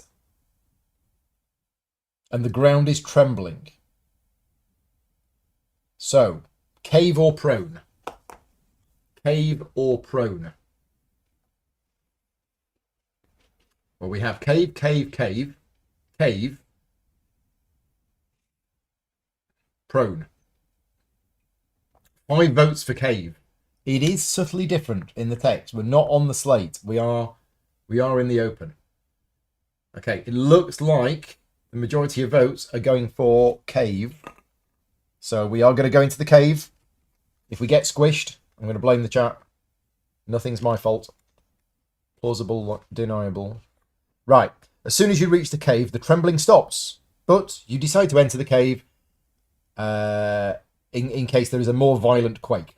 You light a torch and see that the cave is in fact a small grotto filled with pink chalcedony. Is that how you pronounce it? Chalcedony flowers? Like a bed of coral. Lying on top of the rock flowers is a magnificent suit of lacquered armour, a little dusty and mouldy, but still resplendent in the gold and blue colours of the Legion of the Seventh Seal. I mean, what's that doing here? So we can take the armour. If you want me to take the armour, say the word armour. Or we can leave straight away, say the word leave. So the two options are armour or leave.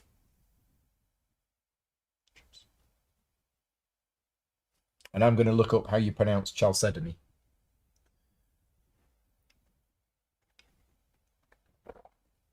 Treasure, yes. Armour, armour, armour, armour, armour, armour, armour, armour. Thank you, Brian, for putting the U in it. Armour, but it's probably a trap. Yeah, probably is, but everybody wants me to take the armour.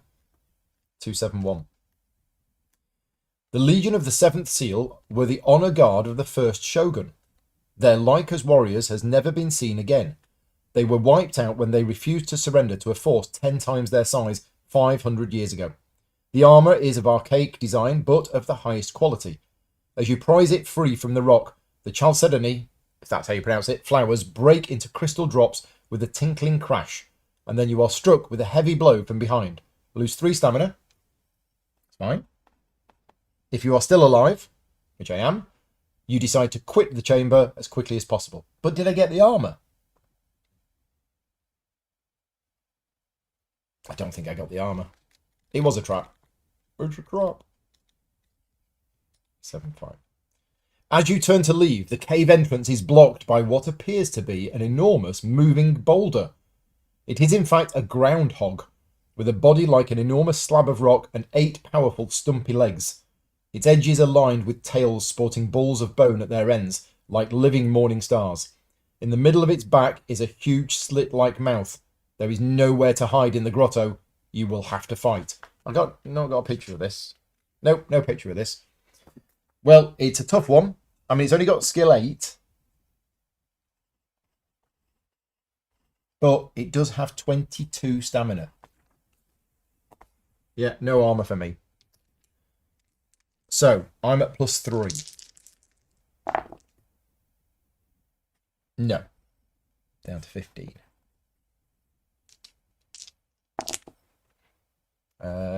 Yes.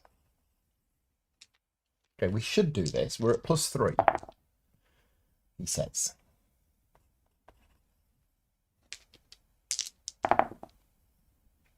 Nice.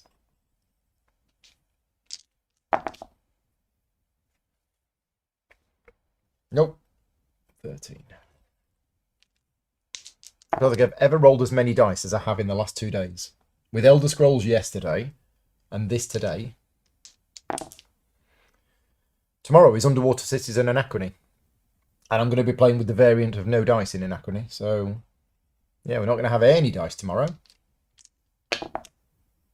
Oh. Hang on a minute. That's 11. And I'm 8. No, that's a tie. That's a tie. We're okay.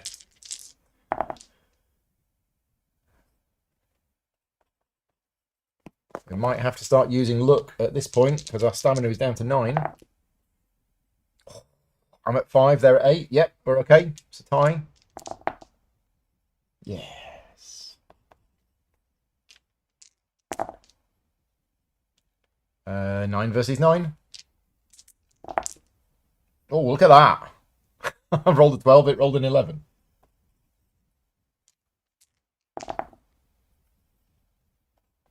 Got him on the ropes. Just me. It's down to 6. Oh, double 1. Ouch. I'm on 7. 7.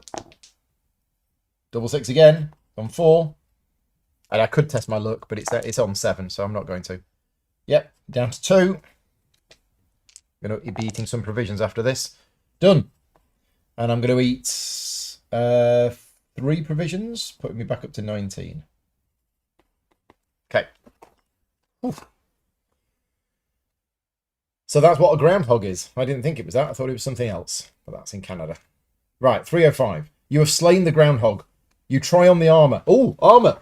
We did get it. It is a good fit, and you may add 1 to your skill when wearing it. Okay, now it does say skill can't be increased above maximum, but I think that counts. Yeah, you may add 1 to your skill when wearing it. There is nothing else here, so you climb to the crest to see what lies beyond. Excellent. Okay, that was worth it. As you reach the crest, a vast panorama opens up. The great valley of the lower Yangkiang River lies below you. In the distance lies its delta, amidst the spider fens of Kumo. The spider fens are lost in a pall of mist. Knowing that to detour around the enormous delta would take weeks, you set off down the slope of the valley. 17. So at some point we are going to get to the end. I don't know where we are now. I mean, there was fishmen here. There you go, fishmen. So we're somewhere up here. Yeah, we don't need a map for this one. It's not like we're in a dungeon or anything like that. The journey to the spider fens across open, lawless territory takes 3 days, during which you take the bare minimum of rest, not wishing to be caught out in the open by mounted samurai in the service of Ikuru, Master of Shadows. The air seems unnaturally chill as you enter the dreaded spider fens, but you console yourself with the thought that taking this route will allow you to penetrate deep within Ikuru's territory before he knows of your presence. A paved road stretches into the delta, running north in the right direction for you. It runs on a dike surrounded by lakes and marshes on either side. At last the fog comes down and you can see no further than a few cracked flagstones ahead. At length you come to a junction. The paved road veers northeast into the fog.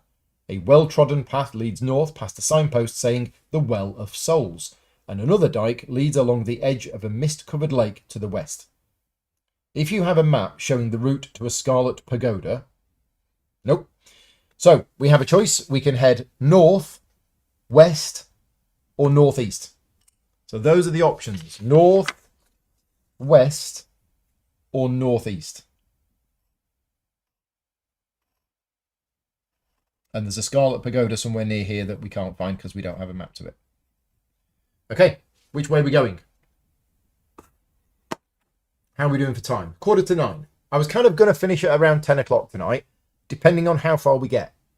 Because if we get to the end and it's like 10 o'clock, I'm not gonna stop it early. I'm sounding much healthier today. Thank you very much, Stephen. I had a little bit of a lie-in this morning. I'm still really tired. And I have been using supplements to help keep me awake and taking various bits of medication. So I'm still tired, but the adrenaline and the enthusiasm for doing these games has what's spurred me on. Also, people in the chat keeping me company. I would not be doing this if it weren't for the people keeping me company. So thank you very much. You have made this week so far extremely enjoyable. Yesterday was just crazy good. So, how many votes have we got? Kit says to the Well of Souls, whichever one that was. A well-trodden path leads north past the signpost saying the Well of Souls. So north is that one. So we have one vote for west.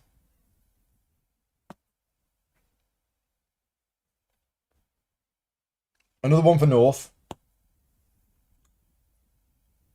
Another one for west. One for northeast. Another one for west. Another one for north. Diagonal path is northwest, not northeast. Is it? No, it says northeast. Oh, yeah, on my map. Yeah, it should be northeast. Yeah, north, west, or northeast. Another one for north and another one for north. It looks like we're going north. Shouldn't northeast be in the opposite? Yeah, I think we're good. Northeast is that way. Okay, I think we're going north.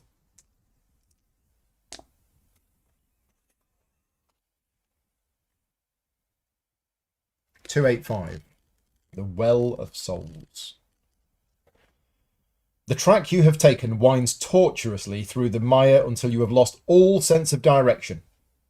If you wish to return to the edges of the fen and choose another route, or do we push on? Okay, choices are return or continue. It is giving us the choice because we've lost all sense of direction. So we can return or continue. Again, is the game toying with us? Is it going to reward us for persistence, resilience, and stubbornness? Or is it going to kill us? I don't know. So, return,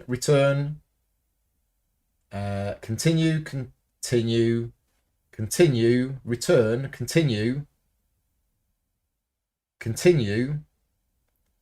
and continue. Okay, it looks like 10p to continue. Oh, am I taking bribes? Stephen's going to pay me 10p if I continue. Oh, well, what could I do with 10p? Can I buy any board games for 10p? I could probably buy a couple of sleeves. So I think we're continuing. We are pushing on. Is this the right thing to do? Lessons will be learned. Another half day during which you make slow but steady progress, only occasionally stepping off the path into the mire. It begins to rain. The mist thins until a low hill in the middle of the fens is revealed a few miles to the east. A small path diverges from the path that you are on. Will you take the path that leads to the hill or press on? So the two options are hill or no hill. That is the question. Hill or no hill.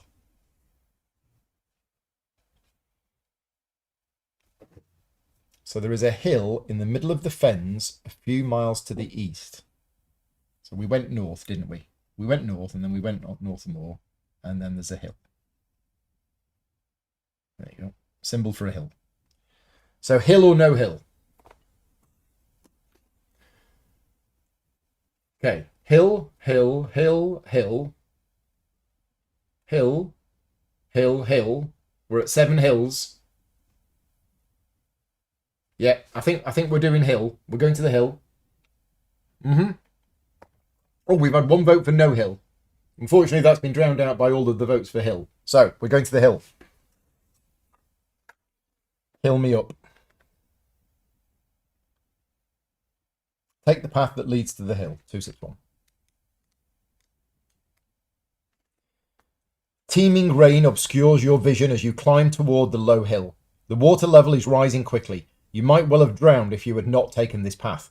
As the ground slopes up and you leave the rising waters behind, you notice that all the creatures of the swamp, rats, marsh salamanders, and even a giant dragon newt, which seems too scared to contemplate gobbling you up, are racing towards the same patch of high ground to escape the flood. A few gnarled trees and great holes in the ground relieve the rain-drenched land of its monotony. A curious web stretched between 2 trees 30 feet apart stopped you in your tracks. Suddenly, a flat, circular slab of rock is hurled aside from the entrance of a huge burrow, and an enormous trapdoor spider leaps upon you. Picture, for anybody scared of spiders, look away now.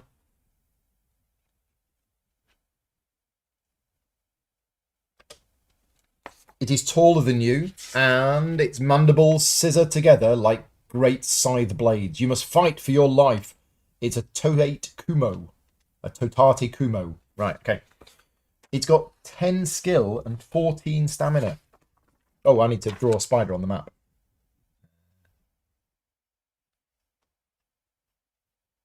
There you go. 10 skill, 14 stamina, did I say? Yeah, 14 stamina. Okay, but thankfully, because of my armor, my skill is actually 12. So I'm at +2. So I need to hit it 7 times. I'm at +2. That's a tie. It's hit me. No, I'm at +2. I can't add up. It's a tie. Okay, I've hit it once. Twice. 3 times a spider. That's a tie. Oh, been hit. So we're still on 3. 4.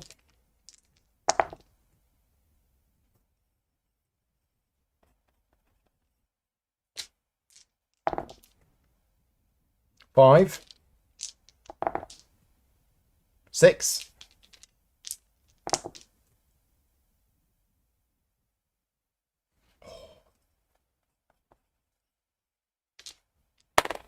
6.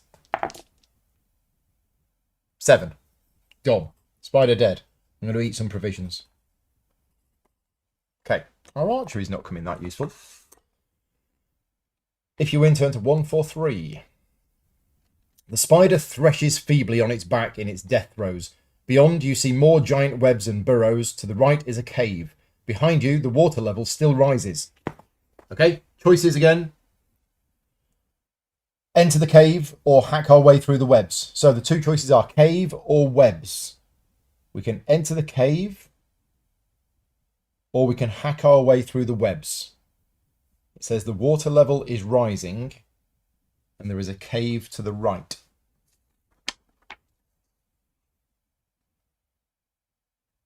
There you go. Put a little cave in the hill. Okay, so the votes are coming in. We have cave, webs, webs, webs, webs, webs. Cave, webs. It's currently 4. Webs are winning with +4. +5. Hey, Derek. Thank you for popping in. 6. 7. Webs have won. Okay, we are hacking our way through the webs, which is page 79. It is not long before you are attacked by another giant trapdoor spider which launches itself out of its burrow just at the moment when a gangly-legged water spider scuttles up to attack you. You must fight them both. Right, okay. Fight, fight, fight. So the trapdoor spider is 10, 12, and the water spider is 8, 10. So I think we're gonna go for the trapdoor spider first and try and get that down. So I'm at +2 against that. Yep. So first hit has landed. I now need to defend against the other spider, which I'm at +4. So yeah, I did. Right. Second round. Trapdoor spider. Oh, look at that. You should get bonuses if you roll a 6. Defend myself against the other spider. Yes. Right. And again. Yep, got him down to 6. Defend against the water spider. Yes. Yep, easily. Down to 4.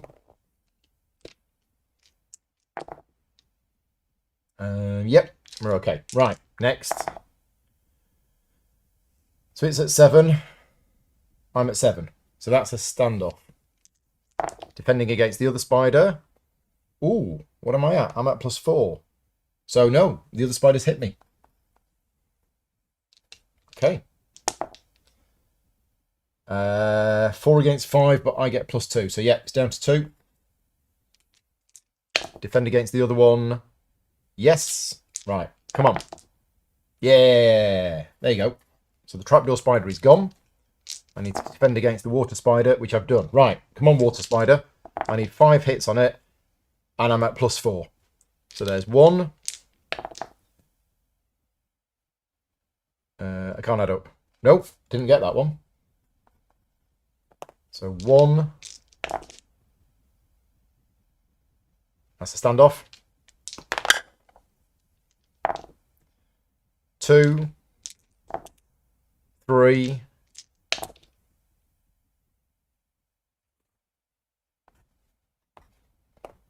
'Come on, one more.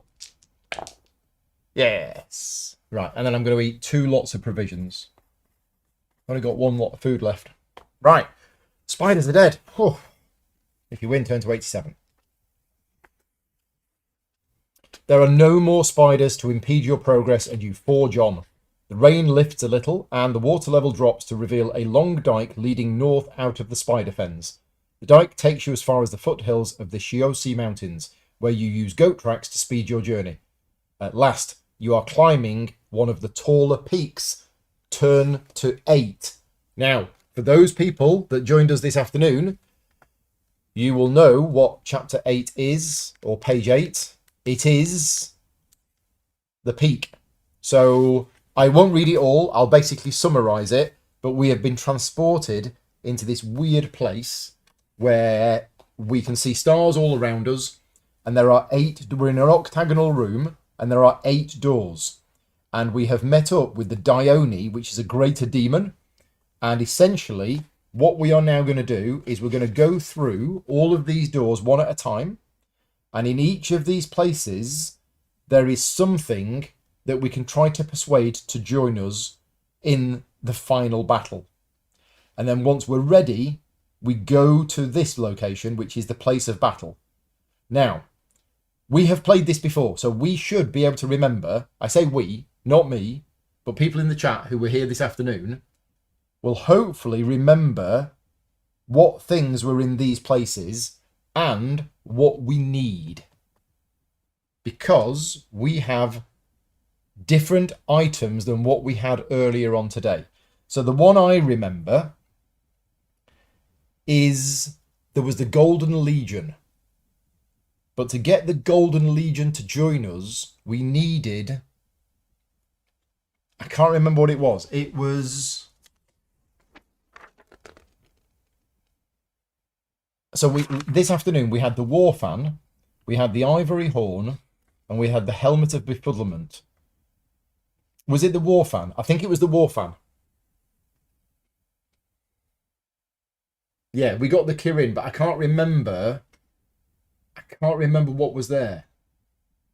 Yes, Derek, if you can roll the dice for me, that would be great. No, you're even worse than me at rolling dice.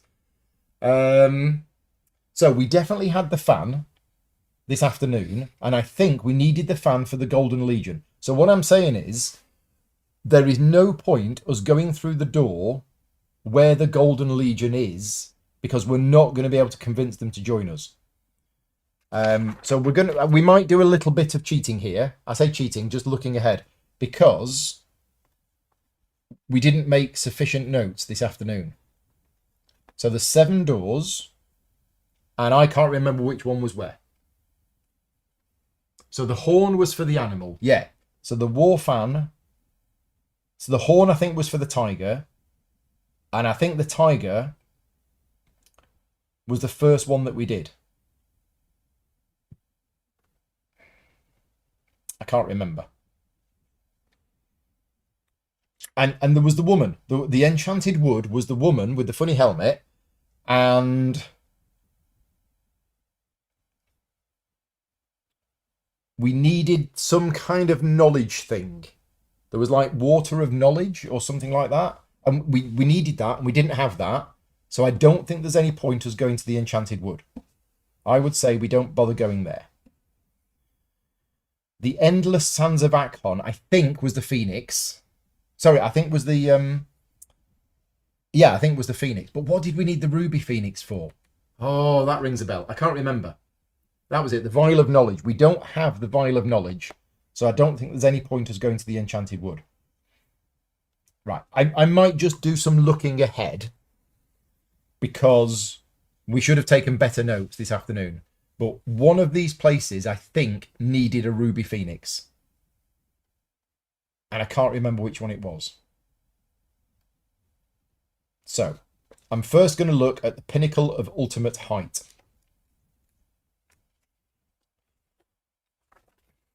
Right, that was the dragon. I thought it was. That was the dragon. And because we defeated the dragon earlier, it came back and attacked us.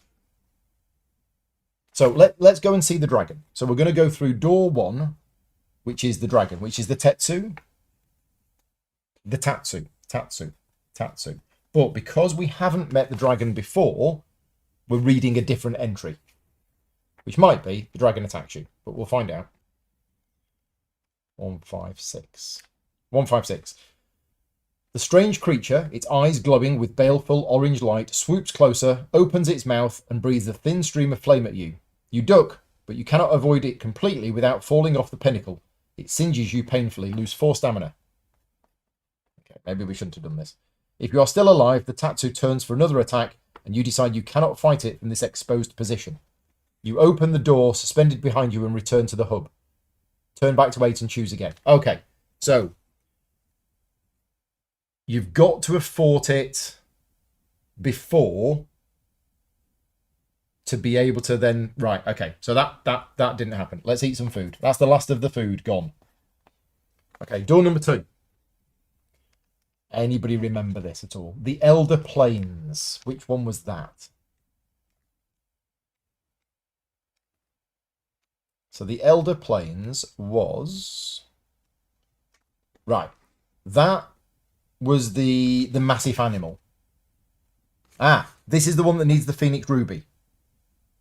Right, okay. So we don't know what's needed for that one, but this is the one where there's the massive animal. It's the saber-toothed tiger.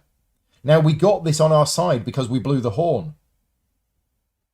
Ah, now maybe we don't want to do this, because we know from last time, blowing the horn did get the tiger on our side.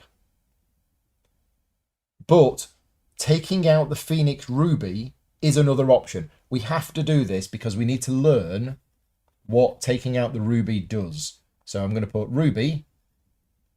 What does it do? We're going to take out the Phoenix Ruby. 214.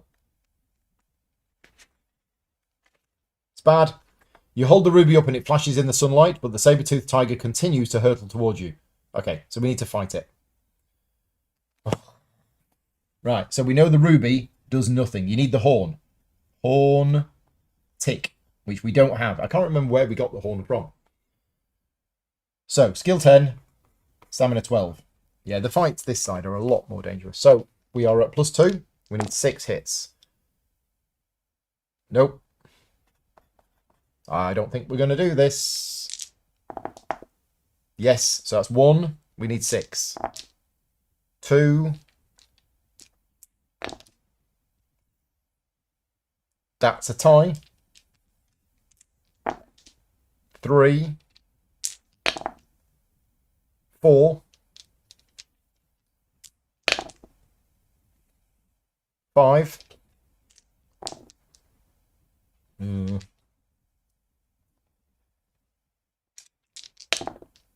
6.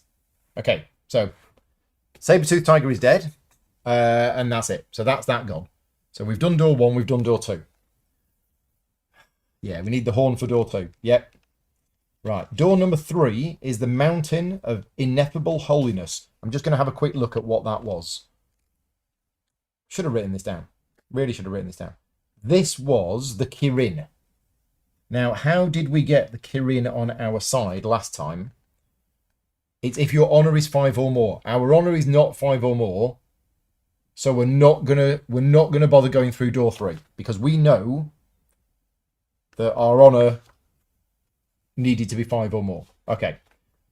Door 4 is the Endless Sands of Akon. 78. 78 was the Phoenix. And we do have the Phoenix Ruby. So we're going to use the Phoenix Ruby. Yeah, right. We've got the Phoenix Ruby. 348. As the Phoenix draws near, you feel a strange burning in your backpack. You reach in and pull out the Phoenix Ruby. It is glowing hot and radiating a deep glow that bathes you in a reddish light. Instinctively, you hold it up. The Phoenix utters a wild cry, and golden flames burst from it so that it becomes a fireball for a brief instant. Then it lands a little way from you, regarding you strangely, membranes flicking across the ruby glow of its eyes from time to time. It imparts a message to you without speaking. I shall aid you. Look for me at the place of battle, O bearer of the ruby. And then it flies away. Okay, so we have the Phoenix with us. So we need the ruby. Tick. So Phoenix is on our side. I'm not sure. I mean, we've got this antler. What's the antler for? No idea. Okay, right. Door number 5 was the swamps of primordial mire. Let's just remind ourselves what was there. Oh, that was the big scaly head dragon thing. Fight it or use an item. Let's say use an item. Or did we try that last time? What did it do last time? Blow a horn. Use the Phoenix Ruby. Oh, antler. Try to touch the serpent with an antler. Yes. Let's do this. So this is the serpent. And we're going to touch the serpent with the antler. 290. Does it work? Does it work? The serpent's head arcs down towards you, but you dodge aside and wrap it smartly with the antler. The effect is startling. A pulse of magical energy flows through you. The serpent and antler abruptly disappear in a flash of blue light. In their place lies a thin rod of dark wood. Around it writhes a stylized serpent carved into the wood. You pick it up. Rod. Okay. So that was the serpent and you needed the antler. Okay, antler, tick. Okay, door 6. I think we've run out of items, so I don't think it's worth going through the other doors. But I'm going to go through them just to remind ourselves of what was there. So 110. Yeah, 110 was the Eternal Tower, which was the knight. We don't have the fan, so we're not going to go through there. And then the Enchanted Wood needed the Vial of Knowledge, which we don't have. So, woman, knights. Okay, we're done. So we are now going to go through the 8th door to the place of battle. And we've got very different things than we had last time. We have the Phoenix. And we've got the rod. That's all we've got. Right, okay.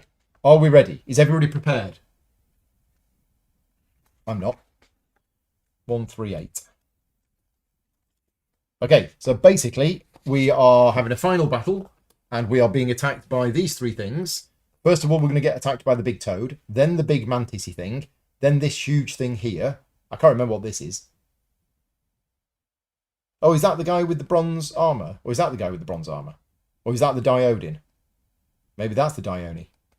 Okay, but we're being attacked by the toad first. Now, we know what it was that killed the toad last time. It was the saber-toothed tiger that we don't have this time. So we could choose the Phoenix and see what happens, or we could choose the wooden rod engaged with the serpent. We don't know. We really don't know which of these is going to be good. So against the toad, we know that the tiger is good. Because we guessed right last time. Yeah, archery has been totally useless so far coming on this side. So are we going to risk the Phoenix against the toad? In fact, we don't have a choice. It says if you have no allies, turn to this. Otherwise, if you do have an ally, you've got to choose one of them in. You've got to choose to send one of them. You can't go in yourself. So we either use the wooden rod engraved with a serpent shape, or we send in the Phoenix. What do you think? What do you think, chat? Phoenix or the wooden rod? I'm just going to pop to the loop, so you've got 30 seconds to decide what we're going to do.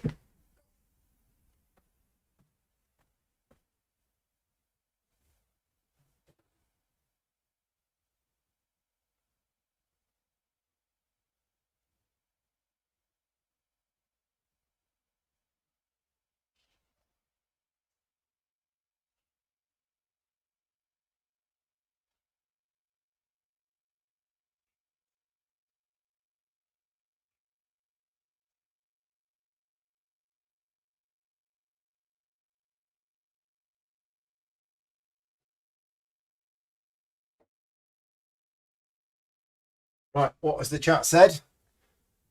The chat has said Phoenix, Phoenix, Phoenix. Maybe the toad is afraid of snakes. Maybe. Rod, rod, rod. Phoenix. Rod. Pokemon battle. Yes, we need a Pokemon battle. Yeah, I'm thinking the same, Brian. We know that the tiger is good, so that might actually be the only thing that works.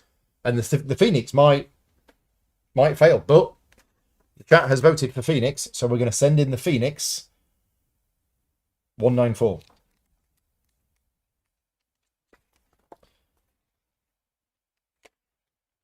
You order the Phoenix to attack Gralsh the Toad Demon. The Phoenix flies straight at the Toad Thing. Oddly, Gralsh does not move, even when the Phoenix turns into a fireball almost on top of it. When the flames die, Gralsh is completely unhurt, as if it were immune to flames of any sort. The Toad Thing's head darts forward, and its huge maw closes around the giant bird, swallowing it up in one gulp. The Phoenix is no more. So, not the Phoenix. Phoenix, no. Right, if you now have no allies left, which ally will you send against the toad? So, sorry, if you have no allies left, go to 254. Otherwise, we're going to have to use the wooden rod. We have no choice. We're using the wooden rod. You throw the carved rod in the path of the toad thing. Suddenly, a giant serpent rears in its place, and Gralsh, the toad demon, hesitates in fear for a moment. The serpent's great coils writhe forward and envelop the toad in a grip of steel, ever tightening, its fanged head continually diving at Gralsh's trapped body and biting into it. The toad demon wails horribly as the life is crushed and torn out of it. When its work is done, the serpent fades into nothingness, as if it has slithered away to another plane. So, remove its... Okay, so rod, tick. The Dione bellows in rage. Kruluk, slay the man thing. So we're now having to fight the mantis demon because we have no more allies. So it's now going to be down to big fights that are quite dangerous. Oh, actually, he's not bad. You must fight it, but because of his Chinita armor, your blows only deal 1 point of damage. Yeah, so it's only got skill 8. Oh, this is easy. So skill 8, stamina 10. But we need to hit it 10 times because of its armor. So, here we go. 10 times. I'm at +4. So, 1. 2. 3. No.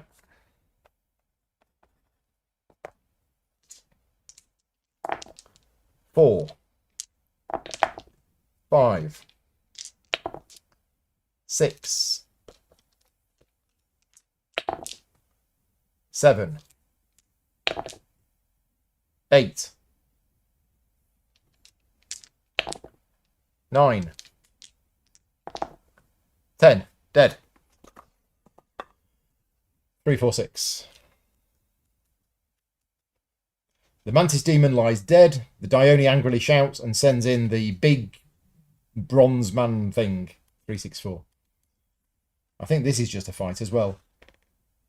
Ah, right. This is every third combat round he fires ruby red bolts. So 9 and 12. So 9 and 12. And every third round he fires ruby red bolts at me. On an even, we've dodged the bolts. Okay, so we'll roll this die every third round. Okay, off we go. Yeah, what the Phoenix would have done. Who knows? Who knows? Right, round 1. I'm at +3. So I've done it. Oh, I didn't need to roll that. I've done it. He's down to 10. Round 2. I'm at +3. So I've rolled 11, it's rolled 11. So it's a tie. Round 3. Ooh. So I've been hit. And that's odds, which means I've also been hit by the raise. I'm down to 7. Uh-oh. Round 4. He's down to 8. Round 5. He's down to 6. Round 6.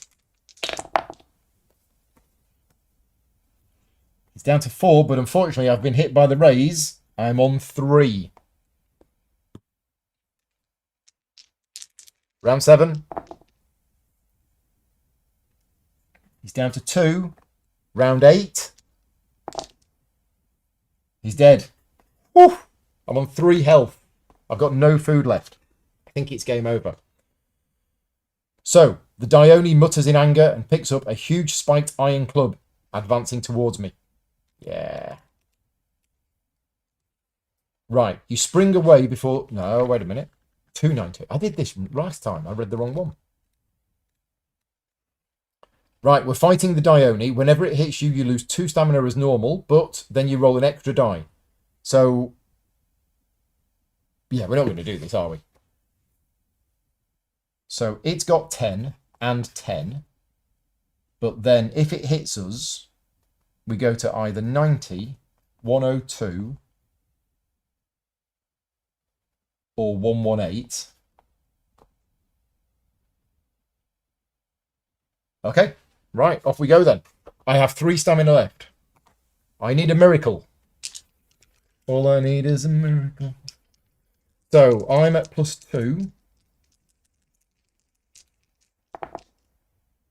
Well, that's a good start. So I'm down to 1. And I read 118.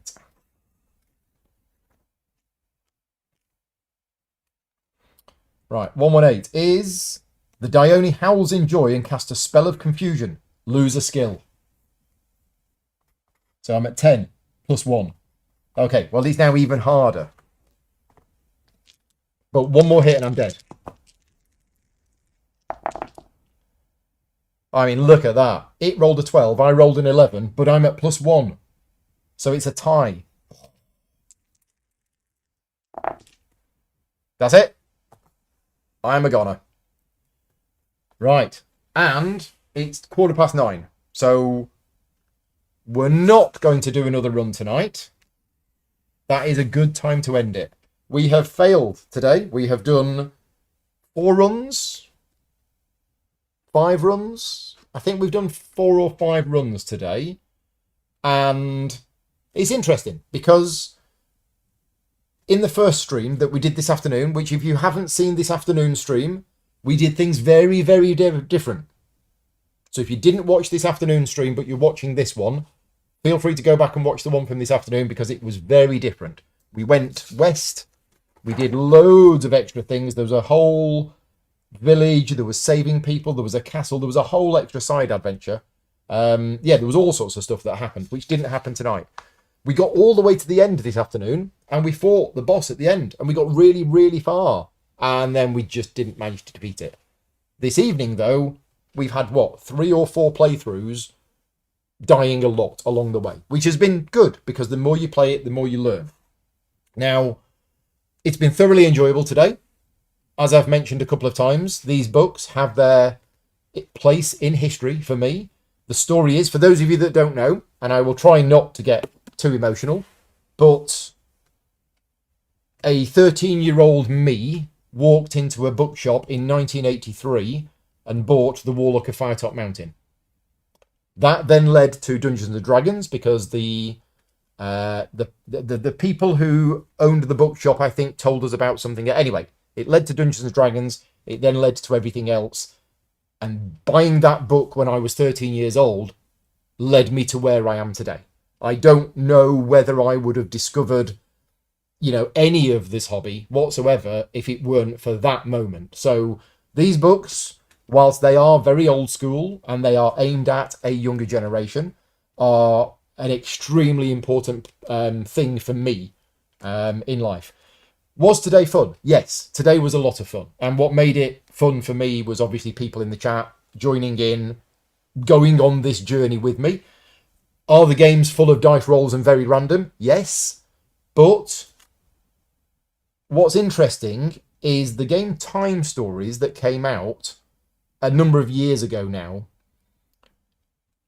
was very similar to these books, because these books are not intended that you can actually complete it the first time. They are intended that you will play through it multiple times. You will choose different routes each time you play it. And the more and more you play it, the more you will learn what's where, what do we need. But based on my experience with this book today, one thing that I think it does different and better than some of the original books, and I'm thinking specifically Forest of Doom and City of Thieves, is that I believe, and again, this is just my guess from my experience today, but I believe it didn't matter, our success or failure didn't matter whether we went west or east. Whichever way you go, you're going to get certain things that you won't get if you go the other way. Those things are going to mean that when you get to the 8 doors, certain ones will be available to you if you went this way, and certain other ones will be available if you go this way. In other words, the game is winnable no matter which way you go here. Forest of Doom and City of Thieves, both of them had a branching storyline, but if you didn't go one specific way, you couldn't get an item, which meant you couldn't actually win the game. So it was this kind of, and I'm speaking from memory here, so apologies if what I'm saying is not true, but my memory of Forest of Doom is that you arrive in this big forest and you can go left, straight on, or right. And each of those ways is a completely different path through the forest. But if you didn't go one of the ways and do one particular thing in one of the particular areas, then you didn't get an absolutely essential item, and then you get to the end of the book and you don't have that item and you can't win. Whereas this seems to be a little bit more open. That's my experience with it anyway. So I've thoroughly enjoyed today. And I want to say a huge thank you, as I said at the start, to all of my Patreon supporters. This isn't the first time that I have played through one of these books. If you have never seen me play through one of these books before and you are interested in seeing more, go back on my channel a year and a half, 2 years, 3 years, 4 years. I have done more of these. I've done the entire of Caverns of the Snow Witch. That was a couple of years ago. About a year or so before that, I did the entire of Freeway Fighter. I think that was over like 3 days over Christmas, about 4 years ago. So I've done the whole of Freeway Fighter as well. I have done City of Thieves. And I also did a little bit of Forest of Doom. I did 1 day of Forest of Doom, but I didn't finish it. City of Thieves I finished. Caverns of the Snow Witch I finished. Sword of the Samurai I have now finished. And Freeway Fighter, well, no, I haven't finished this. Freeway Fighter we finished as well.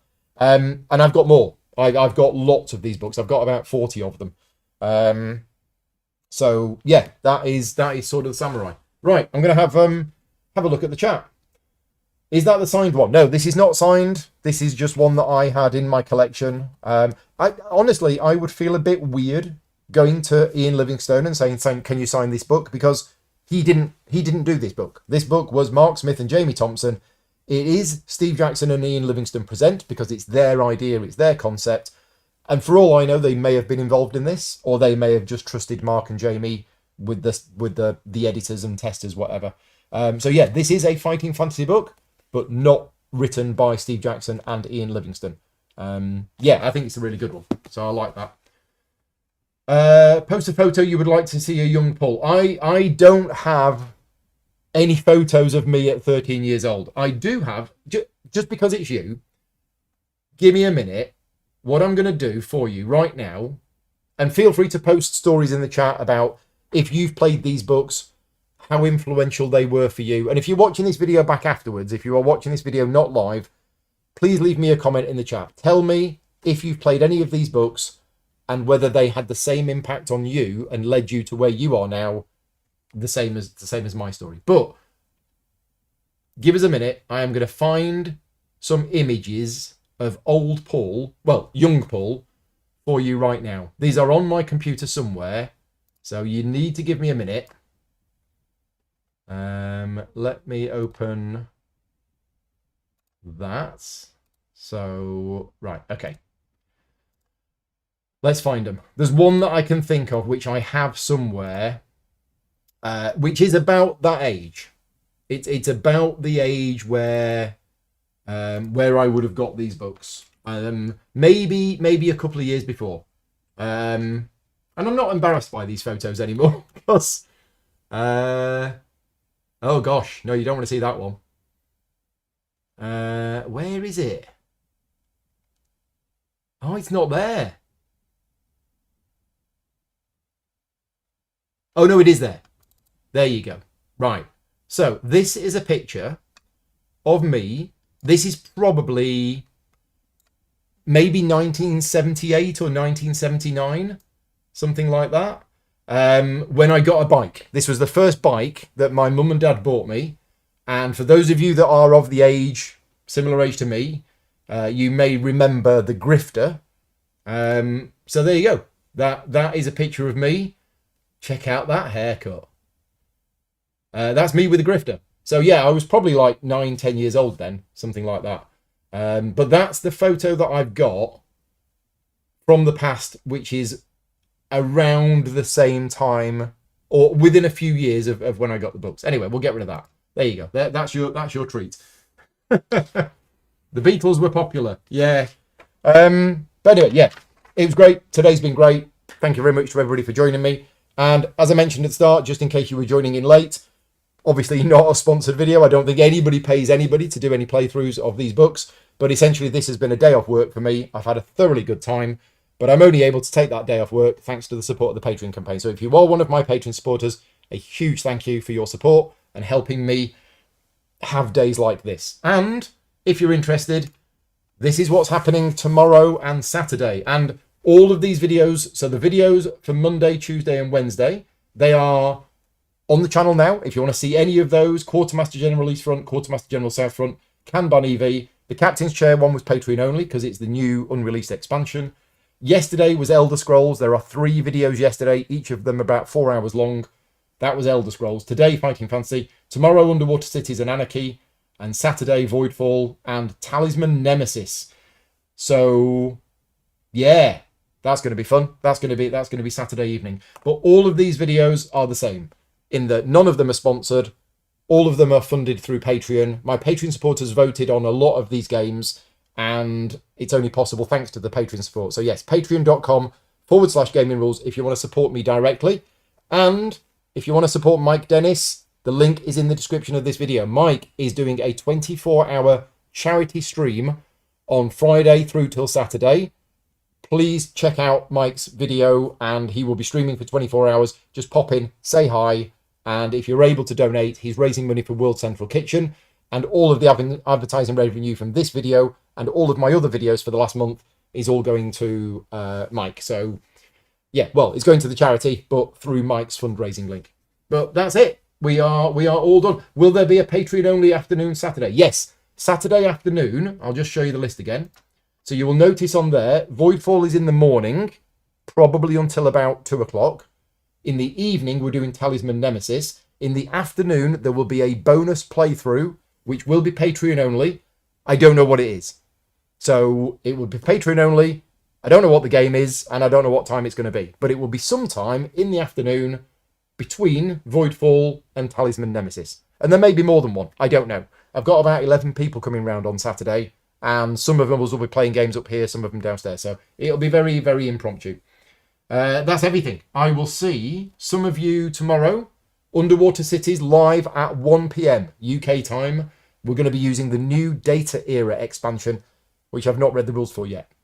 So we'll be doing that tomorrow. And then tomorrow night, we're going to be doing Anachrony. Again, Both of those were voted on by my Patreon supporters as games that they wanted to see. And to be honest, I love both of those games, so I'm very happy about that. Right, we're all done. I will see you all next time. Cheers, everybody. Thank you very much. Bye-bye.